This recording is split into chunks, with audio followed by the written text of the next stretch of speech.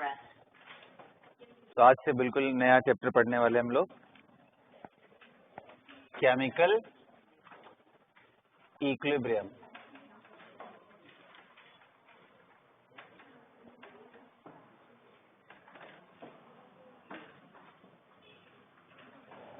Equilibrium के दो wing है, एक है केमिकल और दूसरा आयनिक है। केमिकल के अंदर थ्योरी ज्यादा होगी बेटा, और आयनिक के अंदर एप्लीकेशन बहुत ज्यादा है, बट पूरा बिल्डअप आपका केमिकल इक्विलिब्रियम पे ही है, राइट। तो हेडिंग डालो सभी लोग, केमिकल इक्विलिब्रियम। स्टार्ट करूं? चल देखो, अभी तक अगर आप मोल कंसेप्ट के प्रॉब्लम्स देखो तो हमने अभी तक दो तरीके लगा करके उसको सॉल्व किए हैं। अगर आपको याद हो तो मैंने बोला था कि जैसे मान लो बेटा कि 3A + 2B forming C + 4D लिखा हो, तो इसका मतलब क्या है कि when 3 mole of A completely reacts with, it forms and 4 mole of D। यही स्टेटमेंट हम लोग पढ़ते थे। और अगर मान लो इसी के हिसाब से अलग अलग मोल दिए हो तो हम कर लेते थे, लेकिन यहाँ पे अभी तक क्या हो रहा है, कंप्लीट रिएक्शन के बारे में हम लोग बात कर रहे हैं। ये सुनो, फिर मैंने आपको रेडॉक्स पढ़ाया था, एंड रेडॉक्स के केस में मैंने आपको क्या समझाया था बेटा कि as per the law of chemical equivalence, number of equivalents of A reacting must be equal to the number of equivalents of B which is getting consumed and will be equal to the number of equivalents of C and D। जहां पे number of equivalents का formula क्या था, mole into n factor, valency factor, जो कि हमने आपको निकालना सिखाया था। उसमें रेडॉक्स के लिए कैसे देखते हैं, नॉन रेडॉक्स के लिए कैसे देखते हैं, ये सारी चीजें मैंने बताई थी, याद है। तो अभी तक हमारे जितने भी क्वेश्चंस हो रहे हैं उसमें क्या एजम्पशन है कि रिएक्शन पूरी तरीके से खत्म होता है, बट क्या प्रैक्टिकली ये पॉसिबल है कि हर एक रिएक्शन 100% कंप्लीट हो जाए? तो ऐसा बिल्कुल नहीं है। इनफैक्ट अगर आप अच्छे से कंडीशन जो चाहिए रिएक्शन को, अगर वो आप दे दो ना, कंटेनर को क्लोज करके रिजिड कंटेनर के अंदर कई सारे रिएक्शंस अगर आप कराओ, तो बहुत ज्यादा चांसेस है कि सूनर और लेटर एक इक्विलिब्रियम स्टैब्लिश हो जाएगा बीच में, मतलब वो 100% कंप्लीट नहीं होगा। फिर बोलोगे सर तो इसका मतलब अब उसमें कैटेगरी आ गया, कुछ रिएक्शन हो सकता है 5% कंप्लीट हो, कुछ हो सकता है इक्विलिब्रियम तक आते आते 98-99% तक कंप्लीट हो जाए। तो अब हम रिएक्शन की कैटेगरीज बना लेते हैं। ऐसे रिएक्शन जो ऑलमोस्ट कंप्लीट हो जाते हैं उनको मैं बोलने जा रहा हूं इरिवर्सिबल रिएक्शन, और जो रिएक्शन कंप्लीट नहीं होते हैं पूरी तरीके से, कंसिडरेबल अमाउंट में उनके रिएक्टेंट बच जाते हैं सारे, अगर ये दोनों के दोनों रहे तो भी कंसिडरेबल अमाउंट में दोनों के दोनों रिएक्टेंट अगर बच जाए, ऐसे रिएक्शन को मैं क्या बोलने जा रहा हूं बेटा, रिवर्सिबल। तो लिखो types of reaction.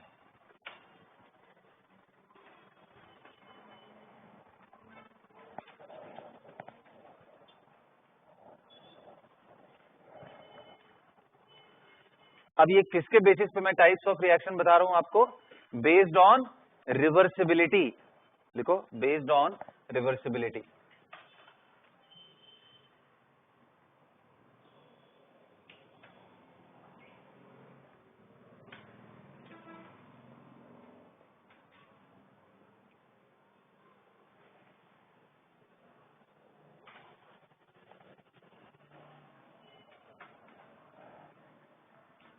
Irreversible,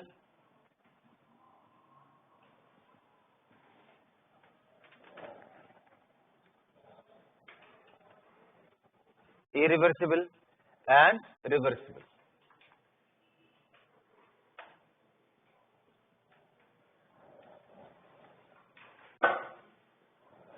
irreversible reaction and reversible reaction।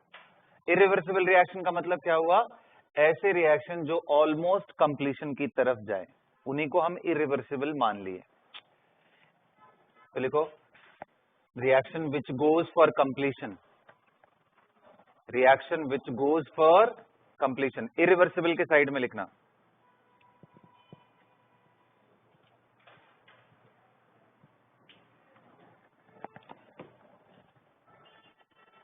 Irreversible reaction में लिखना reaction which goes for completion.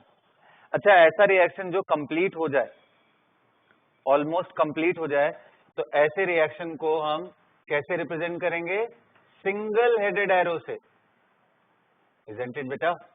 हम लोग ऐसे दिखाते हैं ना, कहने का मतलब एक ही डायरेक्शन में ए और बी मिलाओगे तो सी और डी बनेगा, सी डी मिलाओगे तो ए बी नहीं बनेगा, इसका डायरेक्शन फिक्स है।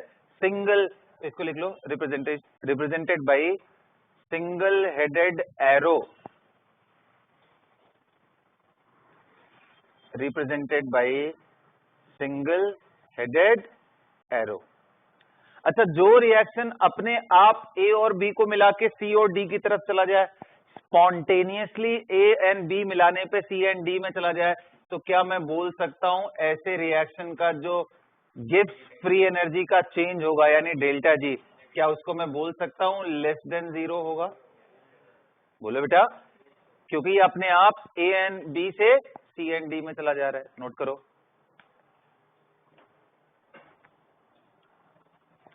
चलो अब रिवर्सिबल रिएक्शन की बात करते हैं। रिवर्सिबल रिएक्शन किसको बोलते हैं? कि ऐसे रिएक्शन जहां पे ए एंड बी मिल करके सी एंड डी भी बन रहा हो और सी डी मिल करके ए एंड बी भी बन रहा हो। लिखो, those reactions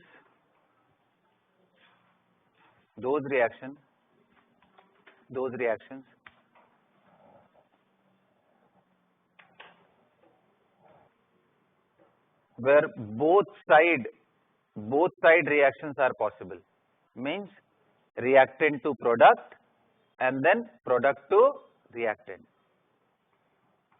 reaction in which both side reactions are possible, means क्या मैं बोलना चाहता हूं, from reactants to product and then from products to reactant। कहने का मतलब यहां पे रिएक्टेंट एंड प्रोडक्ट दोनों एक्टिव हैं। बोल सकता हूं, यहां पे क्या था, रिएक्टेंट एक्टिव था, प्रोडक्ट की तरफ गया तो ये एक्टिव नहीं है कि वापस आ सके, तो लिख लो that is reactant as well as product, reactants as well as products both actively participate in the chemical reaction,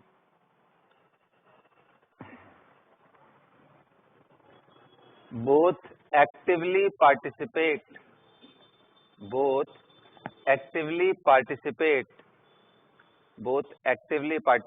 in the बोलो chemical reaction।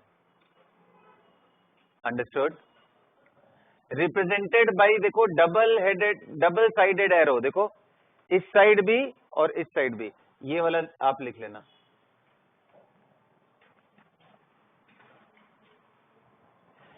ऐसे रिप्रेजेंट किया जाता है, कभी कभी ऐसे भी लिखा रहता है। एक ही बात है बेटा ना, वो बताने की कोशिश कर रहा है कि इधर से इधर भी आप जा रहे हो और इस साइड से रिप्रेजेंटेड बाई, फिर ये सिंबल डाल लो, ये डाल लो और ये डाल लो, दोनों, इन दोनों में से कोई भी चलेगा। तीसरा और सबसे इंपॉर्टेंट पॉइंट क्या है बेटा, ऐसे रिएक्शन जब इक्विलिब्रियम पे आ जाते हैं, एट इक्विलिब्रियम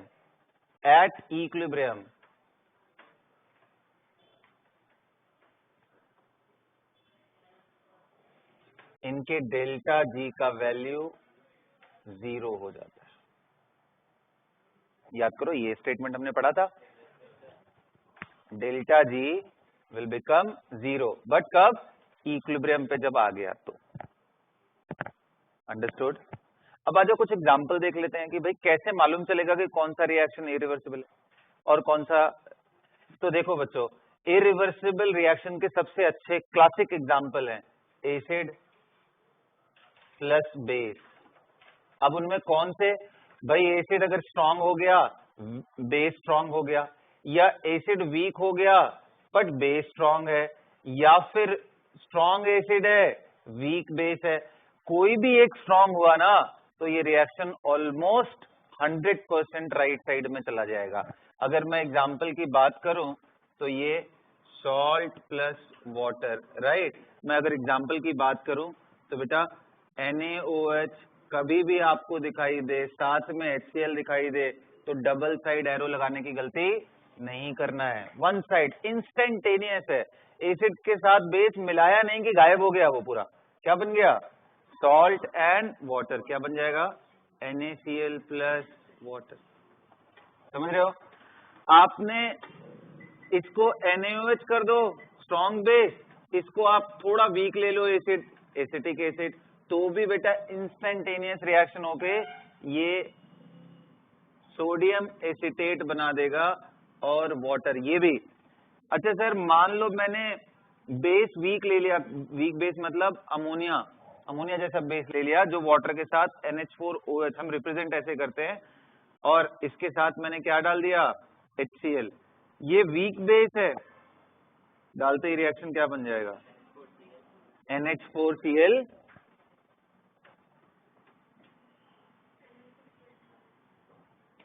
प्लस वाटर। अरे समझ पड़ा मैं क्या बोलने की कोशिश कर रहा हूं, यहां तक कि अगर reasonably okay acid and reasonably okay base भी आया तो भी ठीक ठाक परसेंटेज उधर चला जाता है, लेकिन मैं अपने सेफ साइड रहने के लिए ऐसा लिख दिया हूं, समझ गए। तो आप एग्जांपल्स में इनके, किसके एग्जांपल में, इरिवर्सिबल में आप कौन सा रिएक्शन लिख लो, एसिड बेस रिएक्शन, बहुत ही अच्छे होते हैं। अच्छा बच्चों पता है एग्जाम में क्या करेगा, जैसे मैं तो बड़ा ट्रेडिशनल एग्जांपल ले रहा हूं, एग्जाम में क्या करेगा पता है, ऐसे ले लेगा, मैं ऊपर मिटा दूं ये जो लिख रखा है इसे मिटा दूं।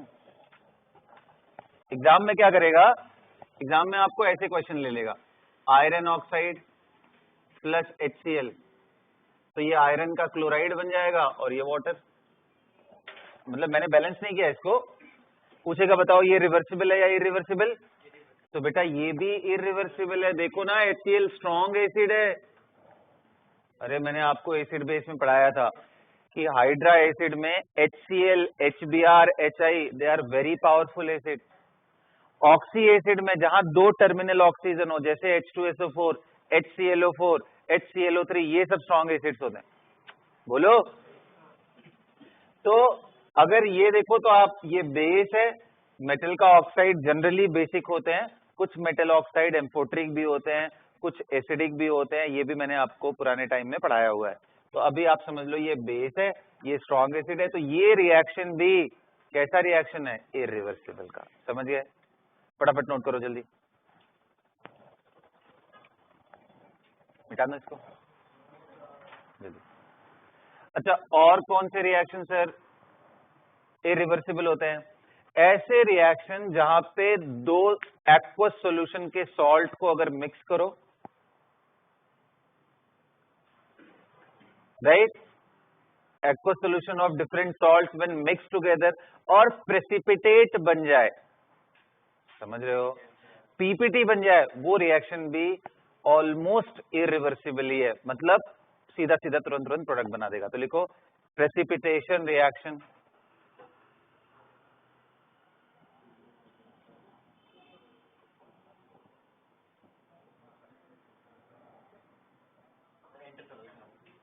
हाँ precipitation reaction,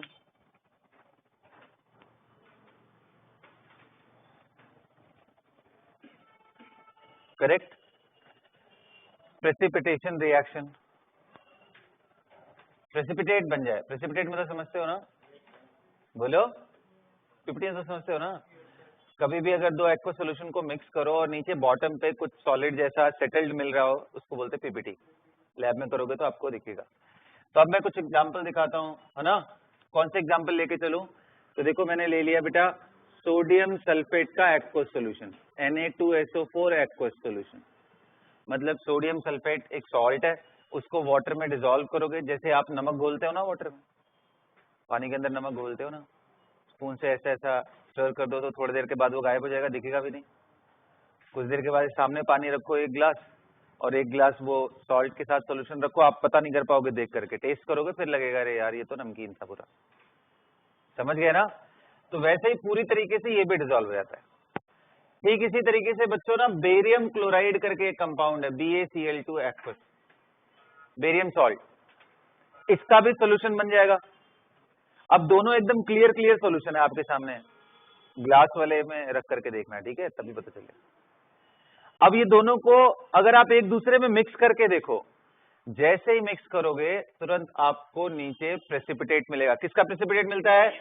very good, BaSO4। ये सब भी पढ़ाया था क्या मैंने मोल कंसेप्ट में? व्हाइट PPT, बहुत बढ़िया। व्हाइट प्रेसिपिटेट मिलेगा और साथ में क्या मिलेगा? तो हाँ, NaCl, जो मतलब डिजोल्व पार्ट रहेगा ना, उसमें NaCl रहेगा। मैंने इसको बैलेंस नहीं किया, आप बैलेंस कर लो, समझदार हो आप। बताना पड़ेगा क्या? यहाँ 2 NaCl कर दो, हो गया बैलेंस, है ना? ये सिर्फ एक रिएक्शन मैंने लिखा है, ऐसे प्रेसिपिटेशन के बहुत सारे रिएक्शन होते हैं। जो भी सॉल्ट इनसॉल्युबल होते हैं वो सब के सब PPT बनाते हैं। और एग्जांपल मैं दिखाता हूं आपको, ये इंपॉर्टेंट है बच्चों, ध्यान रखना। बेरियम सल्फेट इज इनसॉल्युबल,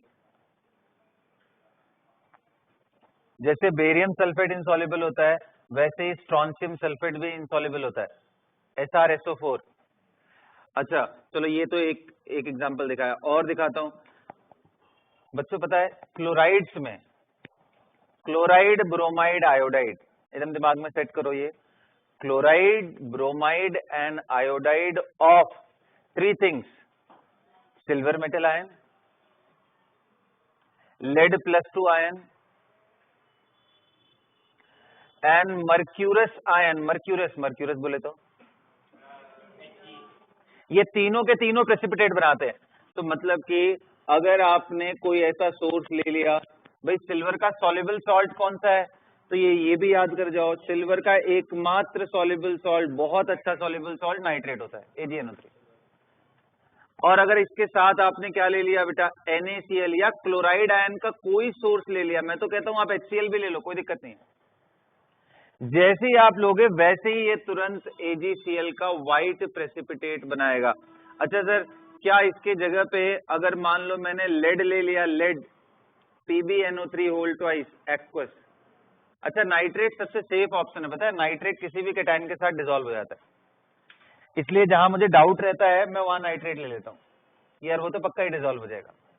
ये ले लिया, साथ में आप यहाँ पे क्लोराइड का सोर्स ले लो NaCl, तो बेटा ये भी PbCl2 बन जाएगा, अगेन व्हाइट।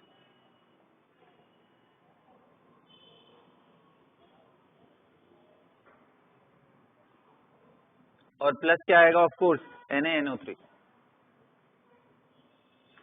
यहाँ पे भी वही चीज NaNO3, ये एक्वस है, यहाँ एक्वस लिख रखा है, और इनमें जनरली सॉलिड लिखा जाता है क्योंकि भाई नीचे बैठ गया है तो सॉलिड फॉर्म में ही तो बैठा हुआ है ना, तो इनको हम सॉलिड लिखते हैं। देखो यहाँ पे सॉलिड लिखा है, प्रेसिपिटेट को सॉलिड। और यही मैंने बोला मर्क्यूरस Hg2,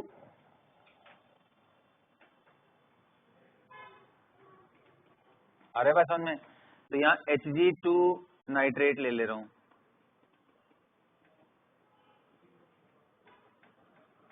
होल ट्वाइस। ध्यान से देखना, ये Hg2+2 है, मतलब अगर अब मैं इसको सिंप्लीफाई करूं तो Hg2 2+ है बेटा ये। इसको और ओपन करोगे तो इसमें मर्क्यूरी मर्क्यूरी बॉन्ड होता है, जैसे पेरोक्साइड नहीं होता OO बॉन्ड, यहाँ मर्क्यूरी मर्क्यूरी का बॉन्ड है। तो Hg2NO3 होल ट्वाइस, और अगर आपने यहाँ पे क्लोराइड आयन का कोई सोर्स दे दिया, वो NaCl हो, HCl हो, है ना, तो ये क्या बन जाएगा, Hg2Cl2 का व्हाइट। मैंने ये एकदम अच्छे से दिमाग में रख लो, क्लोराइड में यही 3 है ऐसे जो प्रेसिपिटेट बनाते हैं, बाकी सबके क्लोराइड लगभग सॉल्युबल होते हैं। जैसे एग्जाम में आ जाए, बताओ, बेरियम क्लोराइड सॉल्युबल है, अभी ऊपर ही तो किया है, देखो सॉल्युबल था, समझ में आ रहा है? बोलो भाई। Sodium chloride soluble, iron chloride soluble, AlCl3 soluble.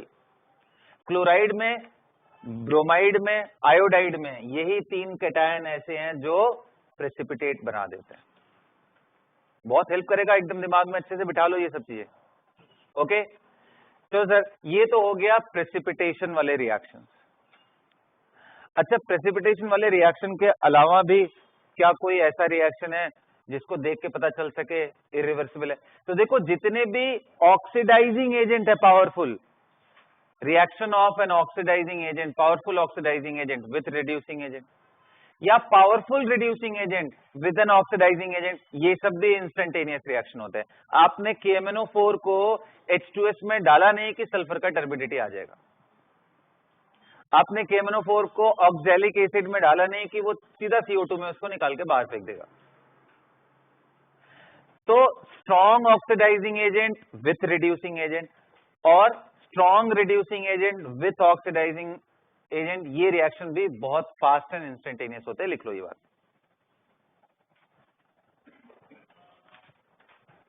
मिटा दो ये।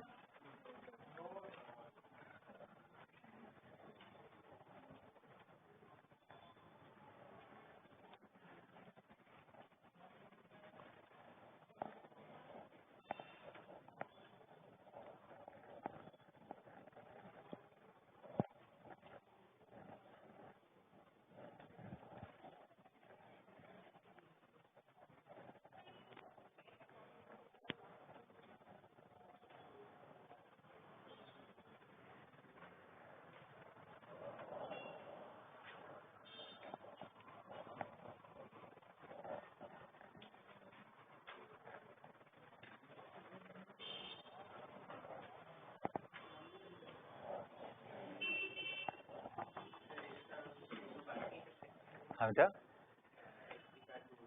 नहीं, इसको ऐसे लिख लो आप अच्छे से। ये क्या बनेगा, NaNO3। आप बैलेंस कर लेना ना, मैंने रिएक्शन के बैलेंसिंग पे ध्यान नहीं रखा है। यहाँ 2 करोगे तो यहाँ 2 आ जाएगा। Hg2Cl2 लिखना है, इसको ऐसे ही लिखना है। मर्क्यूरी मर्क्यूरी का बॉन्ड होता है, जैसे वो वही वाली बात हो गई ना सर, O2-2 को क्या O-1 नहीं लिख सकते, बहुत ही बकवास है, ऐसे नहीं लिख सकते आप। There is a proper bond between O, bond order 1 है, ऐसे कैसे कर सकते हो आप? समझ गए? आप लोगों के कंसेप्ट से चलने लगा तो H2 को H लिखने लग जाऊंगा कुछ दिन के बाद तो ऐसे नहीं करना होता है। तो जहां बॉन्ड है उनको इकट्ठे लिखना होता है मिला करके, ठीक है? तो चलो यहां तक हो गया, तो नेक्स्ट लिख लो, reaction involving strong oxidising agent with reducing agent. लिख लो, reactions involving strong oxidising agent, बता दो इसको,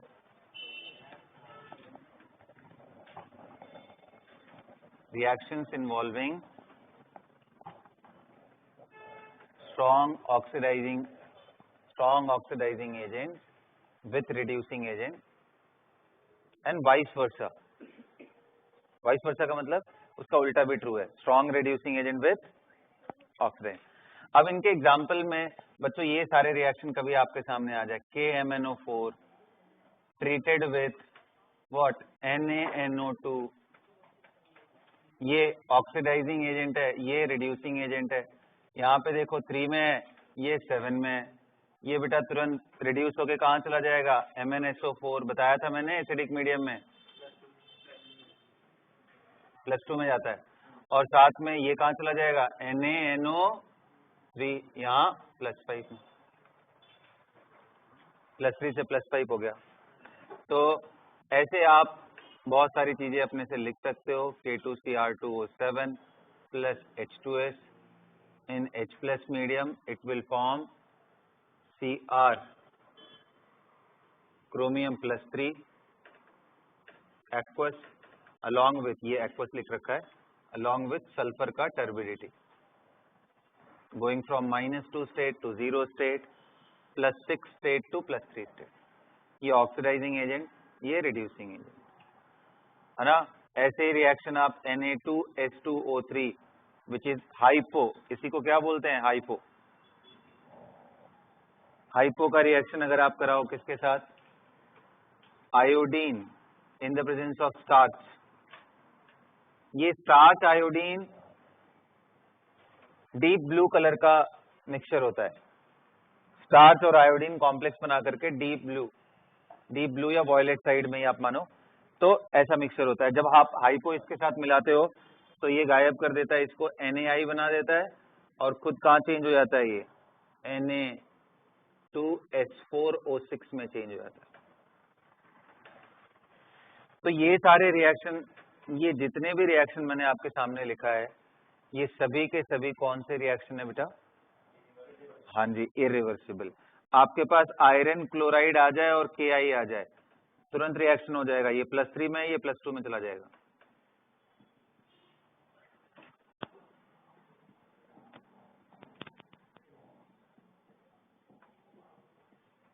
समझ रहे हो बात? तो this KI will go into I2, iron will go into +2 state. तो आप देख लो ये अच्छा खासा रिड्यूसिंग एजेंट है। तो ऐसे रेडॉक्स रिएक्शंस जो होते हैं मोस्टली, जिनमें strong oxidising agent with reducing agent हो, ऐसे रिएक्शंस भी इंस्टेंटेनियस और ऑलमोस्ट कंप्लीशन की तरफ जाते हैं। ऑलमोस्ट वर्ड यूज कर रहा हूं मैं बार बार ना। चलो, और एक आखिरी रिएक्शन देखते हैं। कई सारे ऐसे रिएक्शन देखा गया है जिनमें ना किसी एक साइड गैसेस इन्वॉल्व हो रहे हैं। या मैं ऐसे बात करूं तो देखो, अगर आप कैल्शियम कार्बोनेट को अगर आपने गर्म कर दिया, बताओ बेटा कितने लोगों को याद है ये रिएक्शन? Nice, very good. क्या बनेगा भाई? CaCO3 गर्म करोगे तो क्या बनेगा?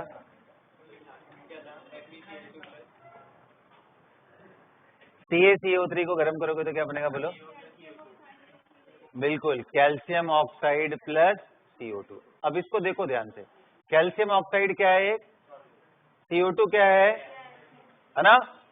अब ध्यान से देखो, ये कुछ ऐसा हो रहा है कि आपने एक सॉलिड का टुकड़ा लिया, चॉक जिसको बोलते हैं, और उसको गर्म कर दिया। तो थोड़ी देर के बाद क्या होगा भाई, यहाँ पे ये जो सॉलिड का अमाउंट है थोड़ा कम हो जाएगा, और साथ में क्या निकल रही है यहाँ पे? गैसेस। अगर आपने कंटेनर बंद नहीं किया तो ये बाहर निकल जाएंगे। मैंने पिस्टन लगा दिया ताकि जो भी CO2 बने इसी के अंदर है, ज्यादा बनता जाएगा, धीरे धीरे पिस्टन को अप करता जाएगा। ये समझ में आ रहा है? बोलो। अब सोचो बच्चों, अगर मैंने पिस्टन बंद कर दिया तो कितने लोग बोल रहे हैं CO2 तो एक एसिडिक गैस होती है। अरे यार, non metallic oxides are gases. तो एक एसिडिक गैस है, और कैल्शियम ऑक्साइड तो मेटेलिक ऑक्साइड है जो कि एक बेसिक सॉलिड है। बोलो। तो बताओ, ये एसिड है, ये बेस है, तो क्या दोनों एक्टिव नहीं है एक दूसरे के लिए? बिल्कुल है। अगर आपने कंटेनर बंद कर दिया तो रिवर्सिबिलिटी आ जाएगी, और कंटेनर ओपन रखा तो CO2 इसके साथ टकराएगा ही नहीं, ओपन कंटेनर है, बाहर निकल जाएगा। तो इसलिए ऐसे रिएक्शन जिनमें एक्टिव प्रोडक्ट्स तो हो, लेकिन उनमें से अगर कोई एक आध गैस भी हो गई ना, तो आपको कंटेनर क्लोज करके कराना पड़ेगा, वरना वो। तो लिखो ये बात, इधर के एग्जाम्पल में लिखना, reaction occurring in closed container involving active gaseous products. Reaction occurring in closed container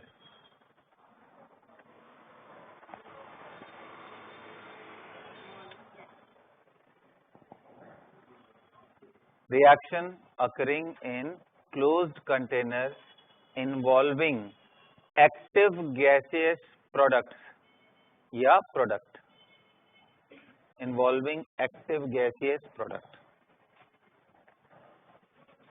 example में लिख लो CaCO3, और ये बना के दिखा लेना, right? This is pure calcium carbonate. When you started heating it, diagrammatically आप दिखा लो, ये पिस्टन है बेटा ना, ये पिस्टन है, और ये CO2 गैस है, और ये क्या है? CaO solid plus undecomposed calcium carbonate भी इसमें रहेगा।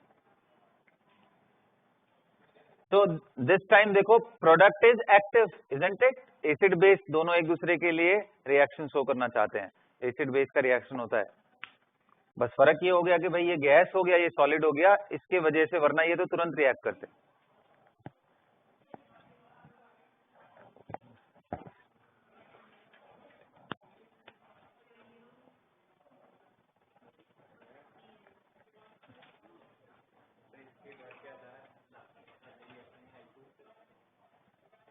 कहाँ पे? हाँ, वहाँ I2 प्लस KCl था आयरन वाले में, वो तो रिमाइंड करके देख लें।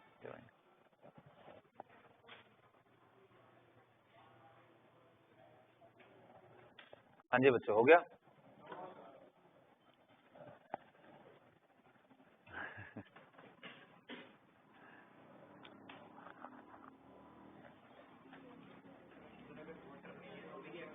क्या बेटा?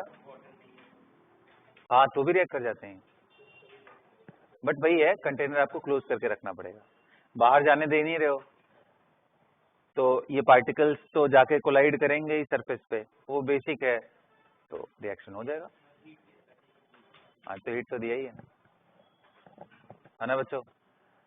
रिवर्सिबल रिएक्शन में लिख लो एग्जाम्पल्स, इसके लिख लो रिवर्सिबल रिएक्शन के example of reversible reaction.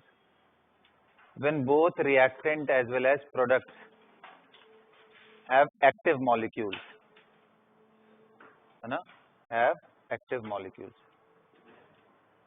when both reactants as well as products have active molecules, तो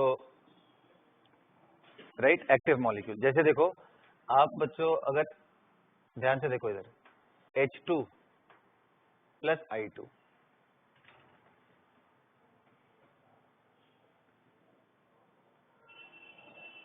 अगर आप इनको हीट कर दो और ये सब गैस है, ऑफ कोर्स जो भी गैसेस है उनको क्लोज कंटेनर में ही कराना है, तो क्या बनेगा बेटा? 2HI, ये भी गैस है, बोलो। तो ऐसे केस में होता क्या है कि HI is very sensitive towards light, तो जैसे ही लाइट इस पे पड़ती है ये ब्रेक डाउन हो जाता है वापस से, H और I बन जाता है, और दो H मिल करके H2 और दो I मिल करके I2 बनाते हैं, तो ये फॉरवर्ड भी जाता है और बैकवर्ड भी जाता है। तो इसमें प्रोडक्ट भी गैस था, रिएक्टेंट भी गैस था, ये भी एक्टिव है, इनका बॉन्ड बहुत आसानी से ब्रेक हो सकता है, और I2 का भी बहुत इजीली ब्रेक हो सकता है, तो इस वजह से ये दोनों तरफ रिएक्शन होता है। प्लीज राइट इट डाउन ना, कुछ कॉमन रिएक्शन में लिखा दे रहा हूं आपको।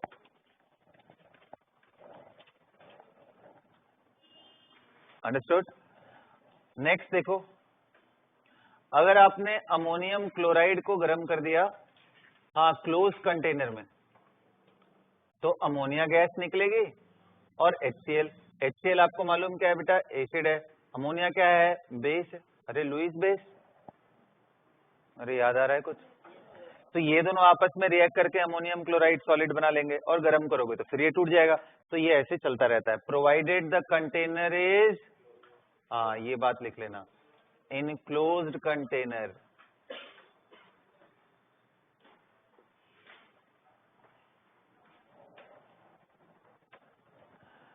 ऐसे खूब सारे एग्जाम्पल आप जनरेट कर सकते हो, जैसे NH4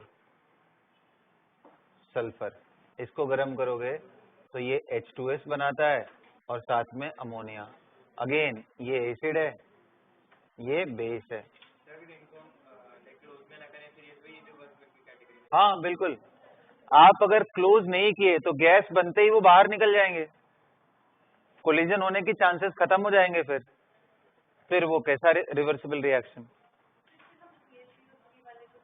बिल्कुल लिख सकते हैं, इन क्लोज कंटेनर।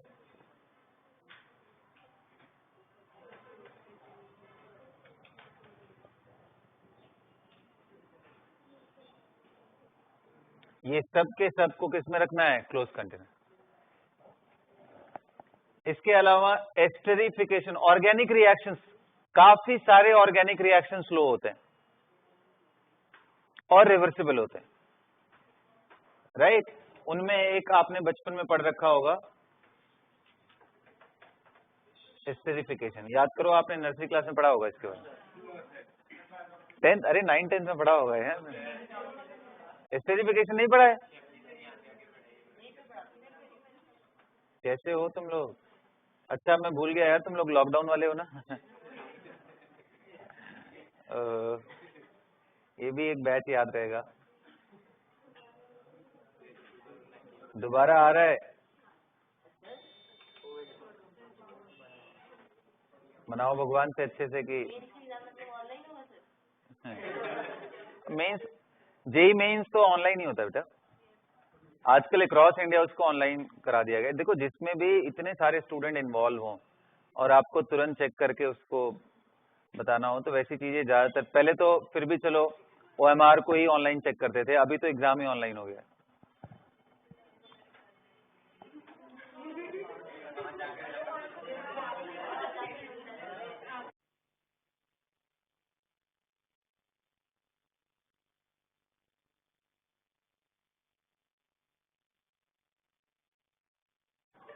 चलो ये क्या हो गया बच्चों, एस्टर प्लस ये अल्कोहल है बच्चों, इसको तो पहचानते होगे सब लोग।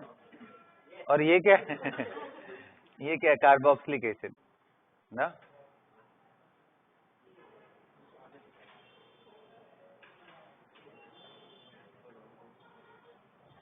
एस्टेरिफिकेशन रिएक्शन, तो ये सारे एग्जांपल्स मैंने आपको दिए क्या समझाने के लिए कि बच्चों दुनिया में दो तरह के रिएक्शंस होते हैं, कौन कौन से, रिवर्सिबल एंड इरिवर्सिबल।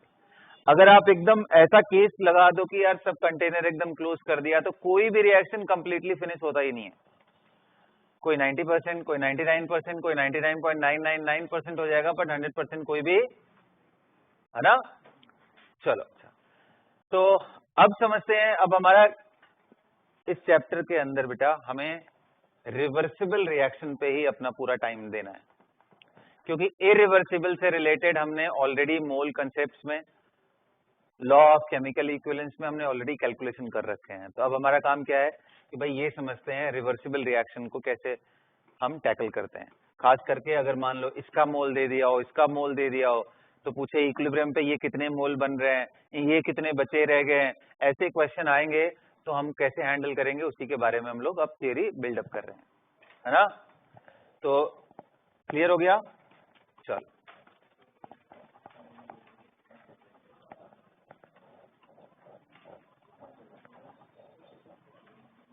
चलो बच्चों अब हेडिंग डालो, रेट ऑफ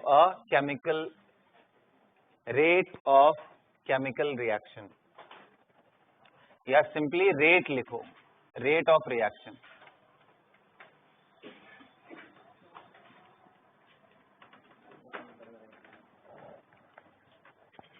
यहां से थोड़ा सा टॉपिक मैथमेटिकल डायरेक्शन में जाएगा ना, मिटा दो ये सब,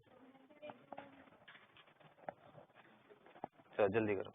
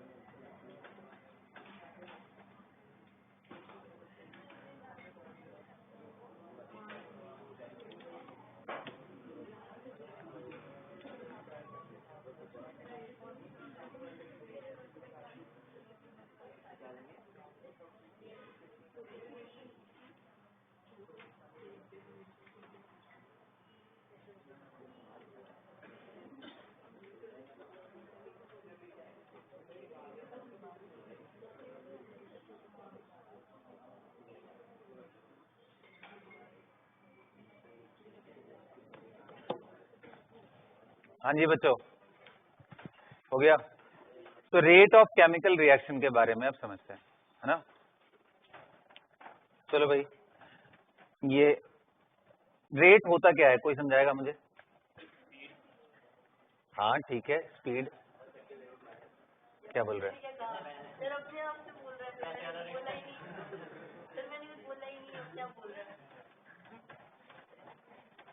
बात करते हैं क्लास के बाद तुमसे।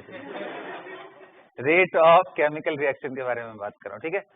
अच्छा देखो, अगर मान लो ऐसा रिएक्शन होता, ध्यान से सुनना, हालांकि इसके बारे में पूरा डिटेल डिस्क्रिप्शन, रेट क्या होता है, कैसे निकालते हैं, ऑर्डर क्या होता है रिएक्शन का, है ना, ये सब +2 में पहला, मतलब पहला तो नहीं, सेकंड चैप्टर है केमिकल काइनेटिक्स, उसमें पढ़ने वाले हैं हम लोग ना +2 में। मतलब अब 1-2 महीने में आप लोग पास हो जाओगे, तो उसके बाद जब हम लोग +2 में मिलेंगे तो वहां पे केमिकल काइनेटिक्स बहुत डिटेल में पढ़ना है उसमें। क्योंकि देखो रिएक्शन के 2 एस्पेक्ट होते हैं, एक तो होता है थर्मोडायनेमिक एस्पेक्ट, कहने का मतलब कि भाई किसी रिएक्शन से कितनी एनर्जी निकल रही है, कितनी एब्जॉर्ब हो रही है, इक्विलिब्रियम कब पहुंच रहा है, इक्विलिब्रियम पे क्या यील्ड होने वाली है, एक वो एनालिसिस हो गया। दूसरा एनालिसिस होता है, ठीक है यार चलो ए बी मिलाओगे तो सी डी मिल तो रहा है, बट कितने दिन में मिल रहा है, इसी जन्म में मिल जाएगा या अगले जन्म में मिलने वाला है, यानी किस स्पीड से रिएक्शन हो रहा है, उसको हम काइनेटिक्स में पढ़ते हैं। तो ये दोनों चैप्टर बहुत इंपॉर्टेंट है, जितना थर्मो एंड इक्विलिब्रियम है उतना ही +2 का काइनेटिक्स। जब ये दोनों आप समझ जाओगे तब इस लायक होगे कि मैं आपको ऑर्गेनिक थोड़ा समझा सकूं, समझ रहे हो ना। उसके पहले सिर्फ रटाने का ही काम हो सकता है, वरना उसके बाद तब आपको समझ में आएगा इंटरमीडिएट की स्टेबिलिटी का मतलब क्या है, कैसे मैकेनिज्म ड्राफ्ट करते हैं, ये सब चीजें उसके बाद ही आएगा। तो +2 की ऑर्गेनिक आपके लिए ज्यादा इंसाइटफुल होगी, आपको कंसेप्ट उसमें ज्यादा क्लियर होंगे और आपको समझ पड़ेगा कि अच्छा ये ऐसे करना है। +1 में तो आप चलो ठीक है, जहां तक उन सब चीजों का यूज नहीं है, isomerism, nomenclature, inductive effects, resonance, hyper conjugation, यहाँ तक तो फिर भी समझा दूंगा, बट जैसे इंटरमीडिएट एंड मैकेनिज्म वाला पोर्शन आएगा उसमें काइनेटिक्स का यूज पड़ेगा। तो इसलिए उसका बस एक छोटा सा पार्ट में लेके आया हूं आपके लिए, कौन सा, रेट ऑफ रिएक्शन को समझते हैं। So how will you define the rate of reaction, और क्या समझते हैं हम रेट से, क्या समझते हो बताओ, कोई भी आइडिया कि रेट ऑफ केमिकल रिएक्शन से कुछ भी? हाँ, बेसिकली देखो, जब भी हम बात करते हैं रेट ऑफ रिएक्शन की, तो अगर मान लो वो सिंगल डायरेक्शन वाला रिएक्शन है, जैसे इरिवर्सिबल, जैसे मान लो बेटा A + B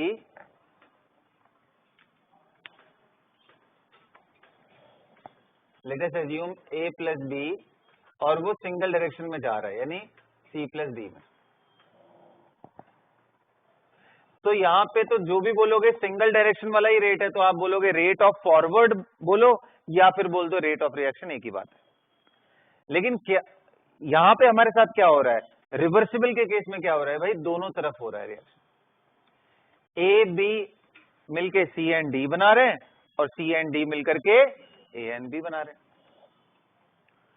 तो देखो रेट के हिसाब से यहाँ पे दोनों तरह के रेट होंगे भाई, फॉरवर्ड जाने का कि मतलब कितने मोल पर लीटर पर सेकेंड रिएक्टेंट आपस में कंज्यूम होकर के प्रोडक्ट जा रहे हैं, उसको बोलेंगे रेट ऑफ फॉरवर्ड, और कितने mole of products per unit time per litre of the solution reactant side में आ रहे हैं, वापस इधर से आपस में लड़ भिड़ करके इस साइड में आ रहे हैं, उसको हम क्या बोलेंगे, रेट ऑफ बैकवर्ड। अरे समझ आ रहा है। तो रेट ऑफ रिएक्शन कैसे देखेंगे, तो भाई rate of forward minus rate of backward. अरे बोलो ना, नेट रेट ऑफ रिएक्शन क्या होगा भाई, रेट ऑफ फॉरवर्ड, जैसे मान लो 1000 मोल पर लीटर पर सेकेंड फॉरवर्ड जा रहा है, और बैकवर्ड वो 500 मोल पर लीटर पर सेकेंड आ रहा है, तो 1000 माइनस 500 लिख करके नेट में तो 500 मॉलिक्यूल्स ही जा रहे हैं ना आगे की तरफ। अरे यार बोलो, तो ये बात लिखो, तो रेट ऑफ रिएक्शन में मैं अभी लिखूंगा रेट ऑफ फॉरवर्ड रिएक्शन। अच्छा आप ध्यान से देखना, rate RF stands for rate of forward, rate of forward reaction. RF का मतलब क्या है, rate of forward.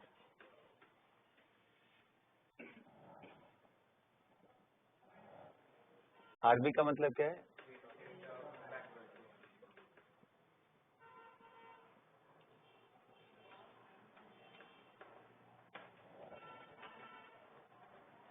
Rate of forward reaction and rate of backward reaction.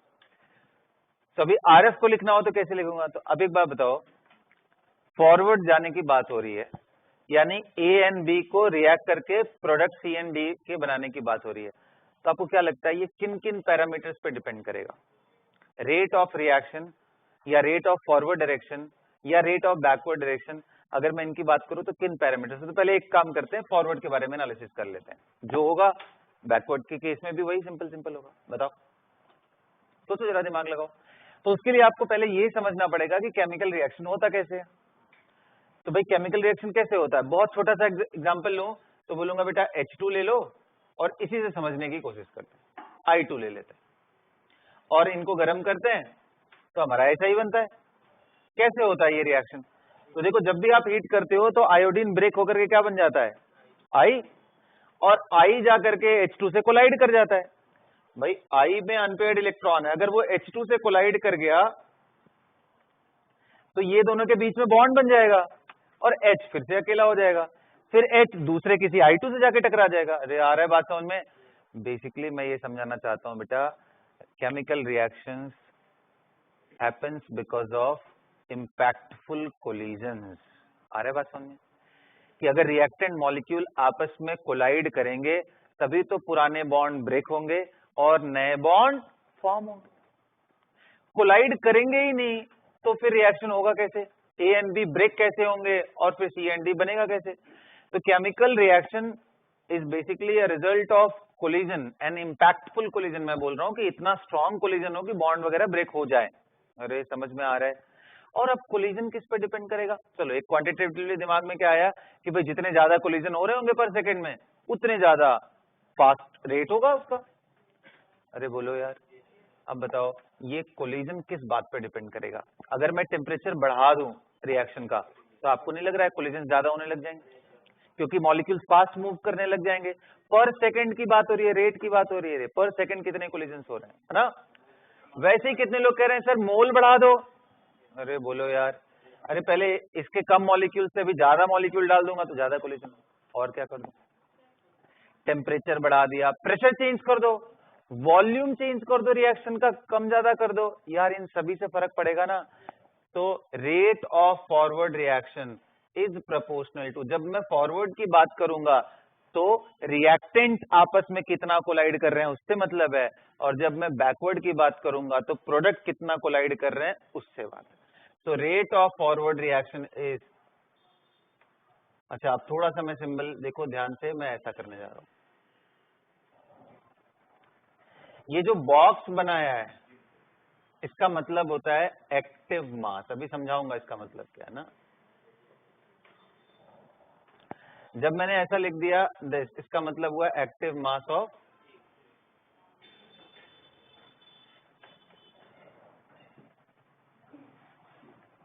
तो क्या समझना है बच्चों रिएक्शन कैसे होता है?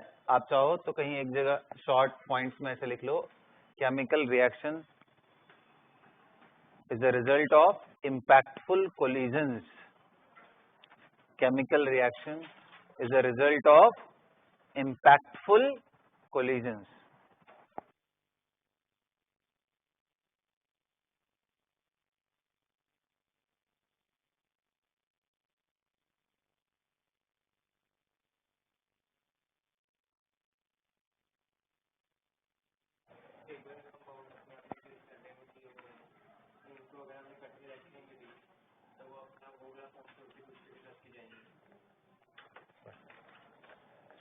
बिकॉज ऑफ द कोलिजन, अगर वो स्ट्रॉन्ग कोलिजन हुआ तो ही जाएगा, नहीं तो नहीं जाएगा ना।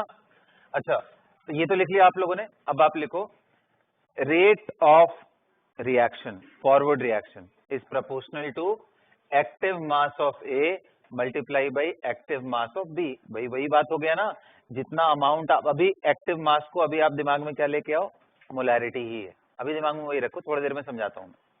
इसमें मोलैरिटी में थोड़ा डिफरेंस होता है। एक्टिव मास को आप अभी फिलहाल दिमाग में लूज सेंस में मोलैरिटी समझ लो। तो rate of forward reaction is proportional to active mass of A into active mass of B. अच्छा जब ये प्रोपोर्शनैलिटी हटाएंगे तो एक कांस्टेंट आता है, और उस कांस्टेंट को क्या बोलते हैं बेटा? Rate constant. क्या बोलते हैं? आरएफ क्या था यहां पे? क्या था ये? Rate of forward reaction. अच्छा बच्चों यहां पे केएफ क्या है? इसको बोलते हैं रेट कांस्टेंट स्मॉल लेटर में मैंने लिखा है KF, rate constant for forward reaction.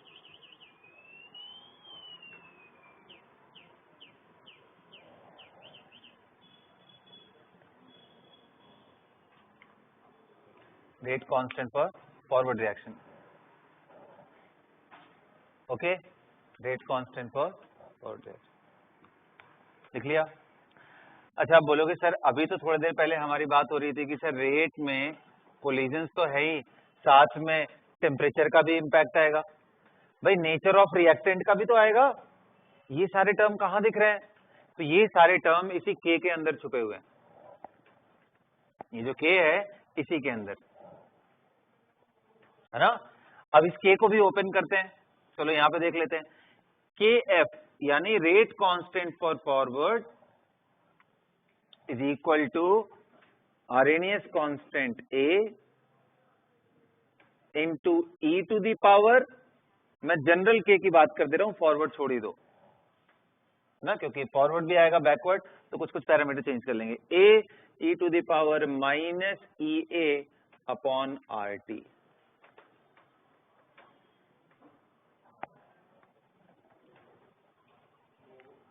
ये आर्रेनियस इक्वेशन है रेट कांस्टेंट का।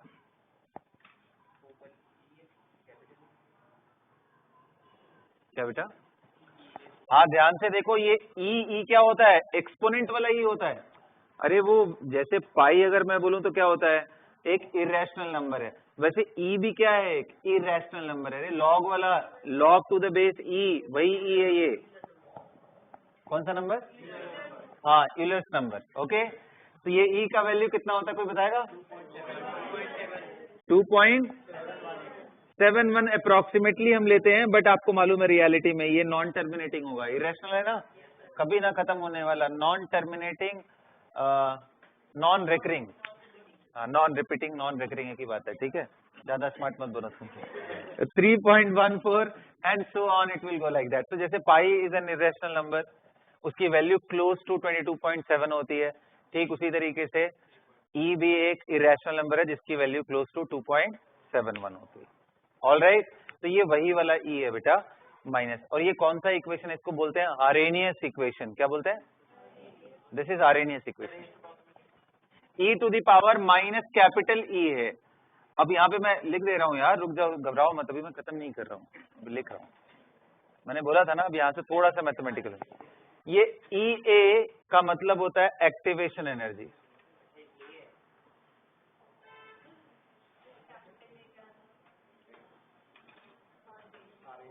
ए को बोलते हैं प्री एक्सपोनेंशियल कांस्टेंट,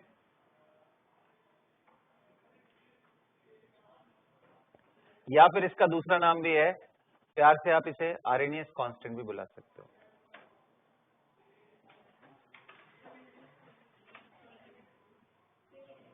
और आप गुस्से में इसे प्री एक्सपोनेंशियल कांस्टेंट बुला सकते हो, ठीक है?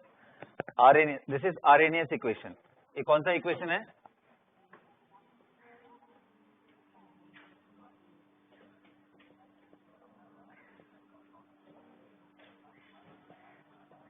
मेरे स्पेलिंग की कोई गारंटी नहीं है, ठीक है, लेकिन वैसे नाम सही लिखा हुआ है। मैंने खुद को ही बदनाम नहीं कर लिया ज्यादा।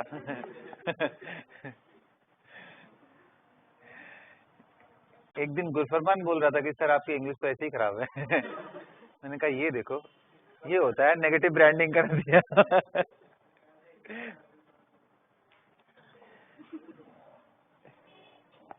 चलो अच्छा, तो K का वैल्यू समझ में आ गया। तो इसमें देखो आप, इसमें A भी छुपा हुआ है बेटा, e to the power minus EA by RT भी है। ये क्या है? Activation energy. एक क्या है? एक कांस्टेंट। देखो नाम से ही क्लियर है, कांस्टेंट।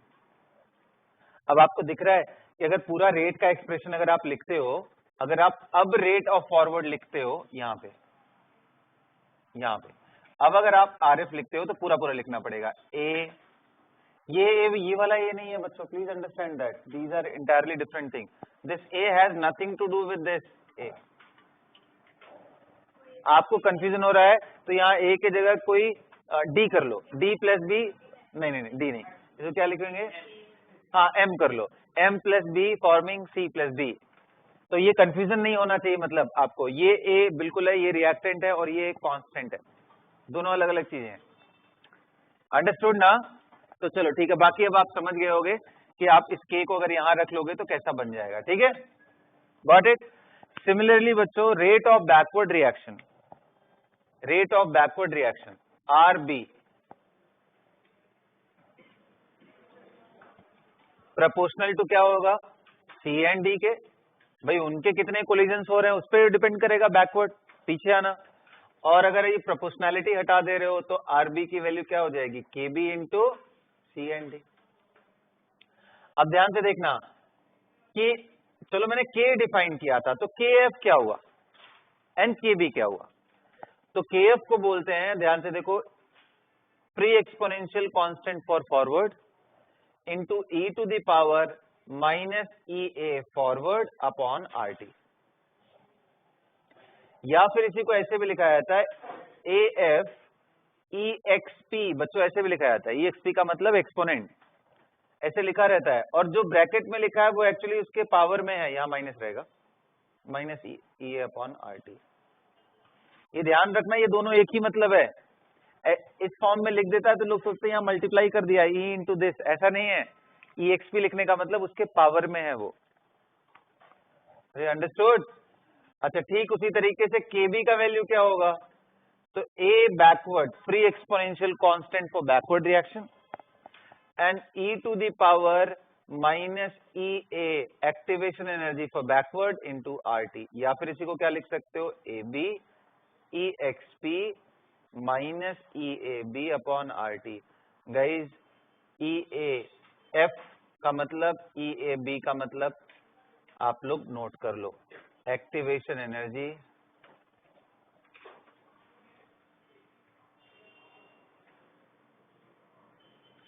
For forward reaction. ये क्या है, एक्टिवेशन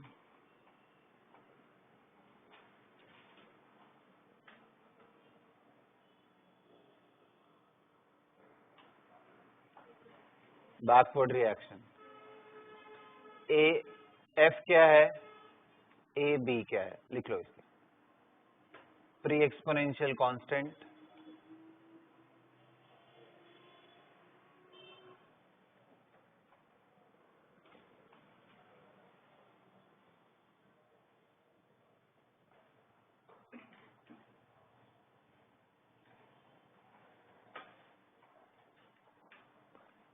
और ये क्या है,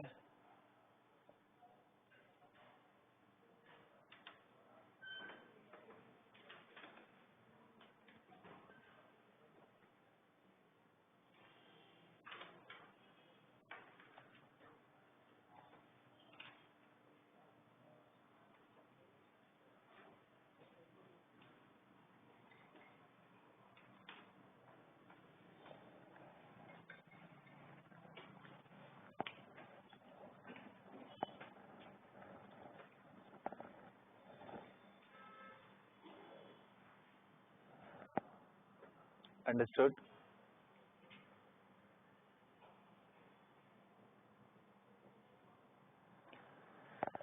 गॉट इट एवरीबॉडी? चलो।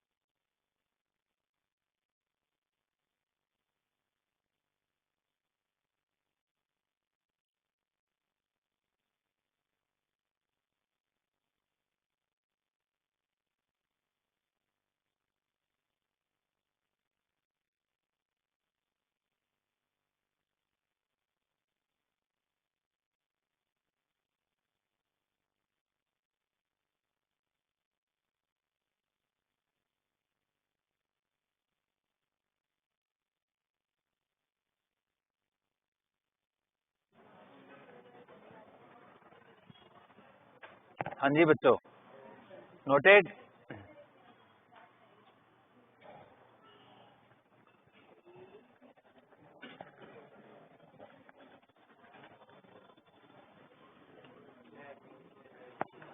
हाँ जी, अब मैं आपको एक एक टर्म पहले समझा देता हूँ, फिर आगे बढ़ते हैं। इस पूरे इक्वेशन का टर्मिनोलॉजी समझा देता हूँ। तो सबसे पहले मैं समझाना चाहता हूँ आपको what is the meaning of active mass, right, and why it is different from concentration term like molarity, molality, formality, normality, anything like that. Yes, formality is also a term, right? वो statement नहीं है formality वाला, वो statement नहीं, formality is a proper term जैसे normality होता है। Ionic compound के लिए मोलैरिटी ना डिफाइन करके फॉर्मेलिटी डिफाइन किया जाता है। उसका फॉर्मूला क्या होता है? Number of formula unit, moles of formula unit divided by volume in litre. तो वही N/V हो गया, वही मोलैरिटी है। तो हम लोग एक ही टर्म पढ़ा के बोल देते ठीक है कर लो, क्वेश्चन ही करना है ना, हो जाएगा। हाँ तो बच्चों अभी मैं डिस्कस कर रहा था कि एक्टिव मास एंड मोलैरिटी में आखिर डिफरेंस क्या है। कायदे से तो ये भी कंसंट्रेशन। तो देखो डिफरेंस एक्वस सॉल्यूशन में नहीं होता है, डिफरेंस उन जगहों पे होता है जहां पे उनका कंसंट्रेशन रेट को अफेक्ट ही ना कर रहा हो। जैसे एग्जांपल लेके मैं समझाता हूं। एज्यूम करो बेटा ना ये सॉलिड है, मान लो इनमें से कोई एक सॉलिड हो गया। जैसे मैं कैल्शियम कार्बोनेट वाली बात कर लेता हूं। तो ये बात कितने लोग समझ पा रहे हैं कि सर जब आप RF लिखोगे तो उस समय आपको लिखना चाहिए KF into active mass of calcium carbonate solid, बोलो। लेकिन पता है ये दोनों अपने आप में, ये कांस्टेंट है, ये भी एक नया कांस्टेंट मिल करके ये K-F हो जाता है। कहने का मतलब टाइम के साथ इसका कंसंट्रेशन चेंज होता ही नहीं है। मोल नहीं चेंज होता है, अरे वो होता है रे, कंसंट्रेशन नहीं चेंज होता है इसका। अब ऐसे कैसे हो गया सर? आ जाओ, इसी को समझना है हमें ना। तो देखो कभी भी आप कोई सॉलिड लोगे बेटा, जैसे मान लो मैंने कैल्शियम कार्बोनेट का ही सॉलिड ले लिया, तो ये लिक्विड तो है नहीं, ये तो जब भी रिएक्ट करेगा लेयर बाई लेयर रिएक्ट करेगा, बोलो। और इसकी डेंसिटी कितना है? तो इसकी डेंसिटी मान लो मैंने 2 ग्राम पर ml ले रखा है, से फॉर एग्जाम्पल। जैसे वाटर का डेंसिटी कितना होता है? 1 ग्राम इन 1 ml, तो उससे थोड़ा हैवी ही होगा कैल्शियम कार्बोनेट, इनफैक्ट ज्यादा हैवी होता है, बट फिर भी मैंने 2 ग्राम पर ml ले लिया है सेफ साइड के लिए, ठीक है। तो अगर मैं पूछूं कि बेटा ये बताओ ये कैल्शियम कार्बोनेट जो सॉलिड था इसका मोलैरिटी बता सकते हो क्या? तो बोलोगे क्यों नहीं सर, मुझे मोल बता दो पर यूनिट वॉल्यूम में, यही तो मोलैरिटी होता है। अब ये प्योर कंपाउंड है, तो प्योर कंपाउंड का भी मोलैरिटी मैंने निकालना आपको सिखाया था। उसमें उसी कंपाउंड का मोल डिवाइडेड बाई वो मोल जितने भी वॉल्यूम में प्रेजेंट है उसी से डिवाइड कर दो। तो बताओ भाई ये 2 ग्राम पर ml है, तो क्या मैं इसको लिख सकता हूं 2000 ग्राम पर लीटर? बोलो ना। अरे नीचे 1000 किया तो ऊपर भी 1000, तो वो 2000 ग्राम हो गया, नीचे 1000 ml, वही 1 लीटर हो गया। अब 1 लीटर क्यों? क्योंकि यहाँ वॉल्यूम में अगर मैं 1 लीटर लिख दूं तो ऊपर इसका मोल निकाल लूं बस। तो बताओ भाई 2000 ग्राम का मोल कितना होगा, तो इसका मोलर मास कितना होता है? तो आप 100 होता है ना molar mass, calcium 40, carbon and oxygen सब मिला लोगे तो का मतलब बेटा 2000 डिवाइडेड बाई व्हाट, 100, ये मोल आ गया, ये लीटर, तो कितना आ गया बेटा 20 मोल पर लीटर। ये इसकी मोलैरिटी आ गई मोलैरिटी। अरे बोलो।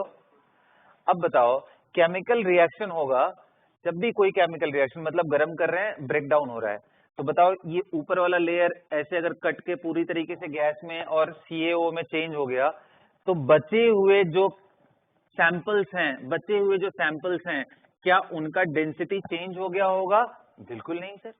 वो तो ऊपर, वो तो वही वाली बात हो गई, नाइफ से काट के ऊपर वाले चीज को आप फेंक दो बाहर, जो बचा हुआ है उसकी डेंसिटी पूछो तो भी तो वही रहेगा, बोलो ना।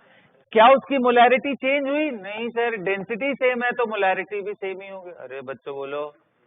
और जब मोलैरिटी सेम हो गया तो बताओ यहाँ मल्टीप्लाई करोगे इस चीज को, तो ये हमेशा के लिए एक कांस्टेंट है, ये भी एक कांस्टेंट है, दोनों मिलके क्या बन गए? एक नया कांस्टेंट। तो क्या इसमें इसका कंसंट्रेशन टाइम के साथ चेंज कर रहा है? नहीं। तो हम बोलते हैं ये एक्टिवली पार्टिसिपेट नहीं कर रहा है। तो बोलोगे अच्छा चलो सर ये तो समझ में आ गया, अब आप कोई ऐसा एग्जांपल दो जहां पे एक्टिवली चेंज कर रहा हो टाइम के साथ ना। आओ दिखाते हैं। ये बताओ बच्चों, जब हम एस्टर बना रहे थे तो उसमें क्या था, आपके पास कार्बोक्सिलिक एसिड था और साथ में हमने क्या लिया था, अल्कोहल, और क्या बन रहा था, मान लो ये पूरा कंटेनर मैंने 10 लीटर वॉल्यूम में ले रखा है, या 1 लीटर, मान लो 1 लीटर ले रखा है, क्यों इतना ज्यादा वेस्ट करें ना, 1 लीटर में ले रखा है, और इनके मोल मैंने 2 मोल इसका स्टार्टिंग में 2 मोल लिया था। भाई ये एक्वस सॉल्यूशन है सबका। अब बताओ टाइम के साथ जब ये 1 मोल से रिएक्ट कर जाएगा तो इसका कितना बचेगा, 1 मोल, इसका कितना बचेगा 1, ये कितने बनेंगे 1, ये कितना बनेगा 1। तो कितने लोग कह रहे हैं, इनिशियली ये 2 मोल था 1 लीटर में, और टाइम बीतने के साथ अब 1 मोल ही बचा 1 लीटर में, यानी पहले मोलैरिटी 2 थी, अभी मोलैरिटी 1 है। बताओ टाइम के साथ अगर एस्टरिफिकेशन रिएक्शन की मैं बात करूं तो टाइम के साथ इनका कंसंट्रेशन चेंज हो रहा है ना।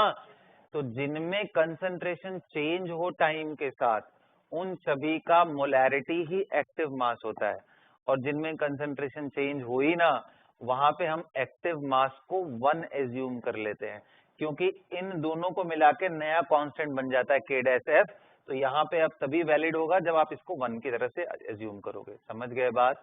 तो active mass of anything which is solid or something whose concentration is not changing with time is considered as 1 theoretically। समझ गए, क्योंकि वो दोनों प्रोडक्ट मिल करके ऑलरेडी नया k डैश बन चुका है। तो यहाँ पे एक्सप्रेशन में अगर मैं इसको लिखूंगा तो यहाँ 1 लिखूंगा तो जस्टिफाई हो जाएगा। तो बस उसके लिए, समझ गए। तो ये डिफरेंस है बिटवीन एक्टिव मास एंड, अच्छा एक्टिव मास को यूनिटलेस क्वांटिटी की तरह ट्रीट करते हैं ना, उसमें मोल पर लीटर नहीं निकालते वही हैं, बट उसको यूनिटलेस बना करके देखते हैं। तो वो भी एक तरीका है, थोड़ा डिबेटेबल है, दो अपने अपने ओपिनियन है इसमें, बट अभी फिलहाल के लिए आप लिख लो एक्टिव मास। अच्छा ध्यान रखना, अगर मान लो मैंने कोई लिक्विड ले लिया बेटा, मैंने कोई लिक्विड ले लिया ए और बहुत ज्यादा ले लिया, जैसे मान लो वाटर है, पता चला उसमें 1 मोल मैंने कोई एक रिएक्टेंट मिलाया और वाटर ले लिया 5000 गैलन्स ऑफ वाटर। यार इतना ज्यादा वाटर ले लिया है कि वो रिएक्शन में खत्म भी हो जाए, एक आध मोल तो कोई फर्क पड़ेगा क्या। तो इसका मतलब उसका भी कंसंट्रेशन टाइम के साथ, तो कोई भी प्योर लिक्विड लार्ज एक्सेस में जब भी ले लेते हैं, बहुत ज्यादा ले लेते हैं, या फिर कोई सॉलिड ले लेते हैं, तो इनके एक्टिव मास 1 होते हैं, बाकियों के एक्टिव मास उनके कंसंट्रेशन को ही बोलते हैं। गैस आ जाए तो ज्यादा कन्वीनियंट होता है, अगर गैस लिक्विड सॉल्यूशन का मिक्सचर आ जाए तो ज्यादा कन्वीनियंट होता है कि गैस के प्रेशर को ही आप उसका एक्टिव मास ले लो इन एटमॉस्फेयर ना। जैसे 1 atm 2 atm है तो गैस का एटमॉस्फेरिक प्रेशर ही उसका एक्टिव मास हो जाता है, कब, जब वो मिक्स्ड रिएक्शन टाइप में हो रहे हो तब, जबकि मोलैरिटी तो हमेशा एक फिक्स वैल्यू होगी सभी चीजों की। तो लिखना स्टार्ट करो, लिखो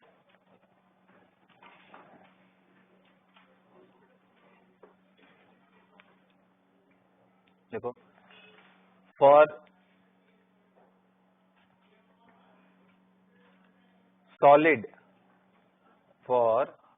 solid and pure liquid taken in large excess, for solid and pure liquid taken in large excess, मतलब बहुत ज्यादा क्वांटिटी मिली है, the active mass is considered as 1, the active mass is considered as 1, मतलब यहाँ पे active mass उनके molarity के बराबर नहीं है, 1 ले रहे हैं हम। For solids and for pure liquids taken in large excess, the active mass is considered as 1. Understood? For aqueous solution of any compound,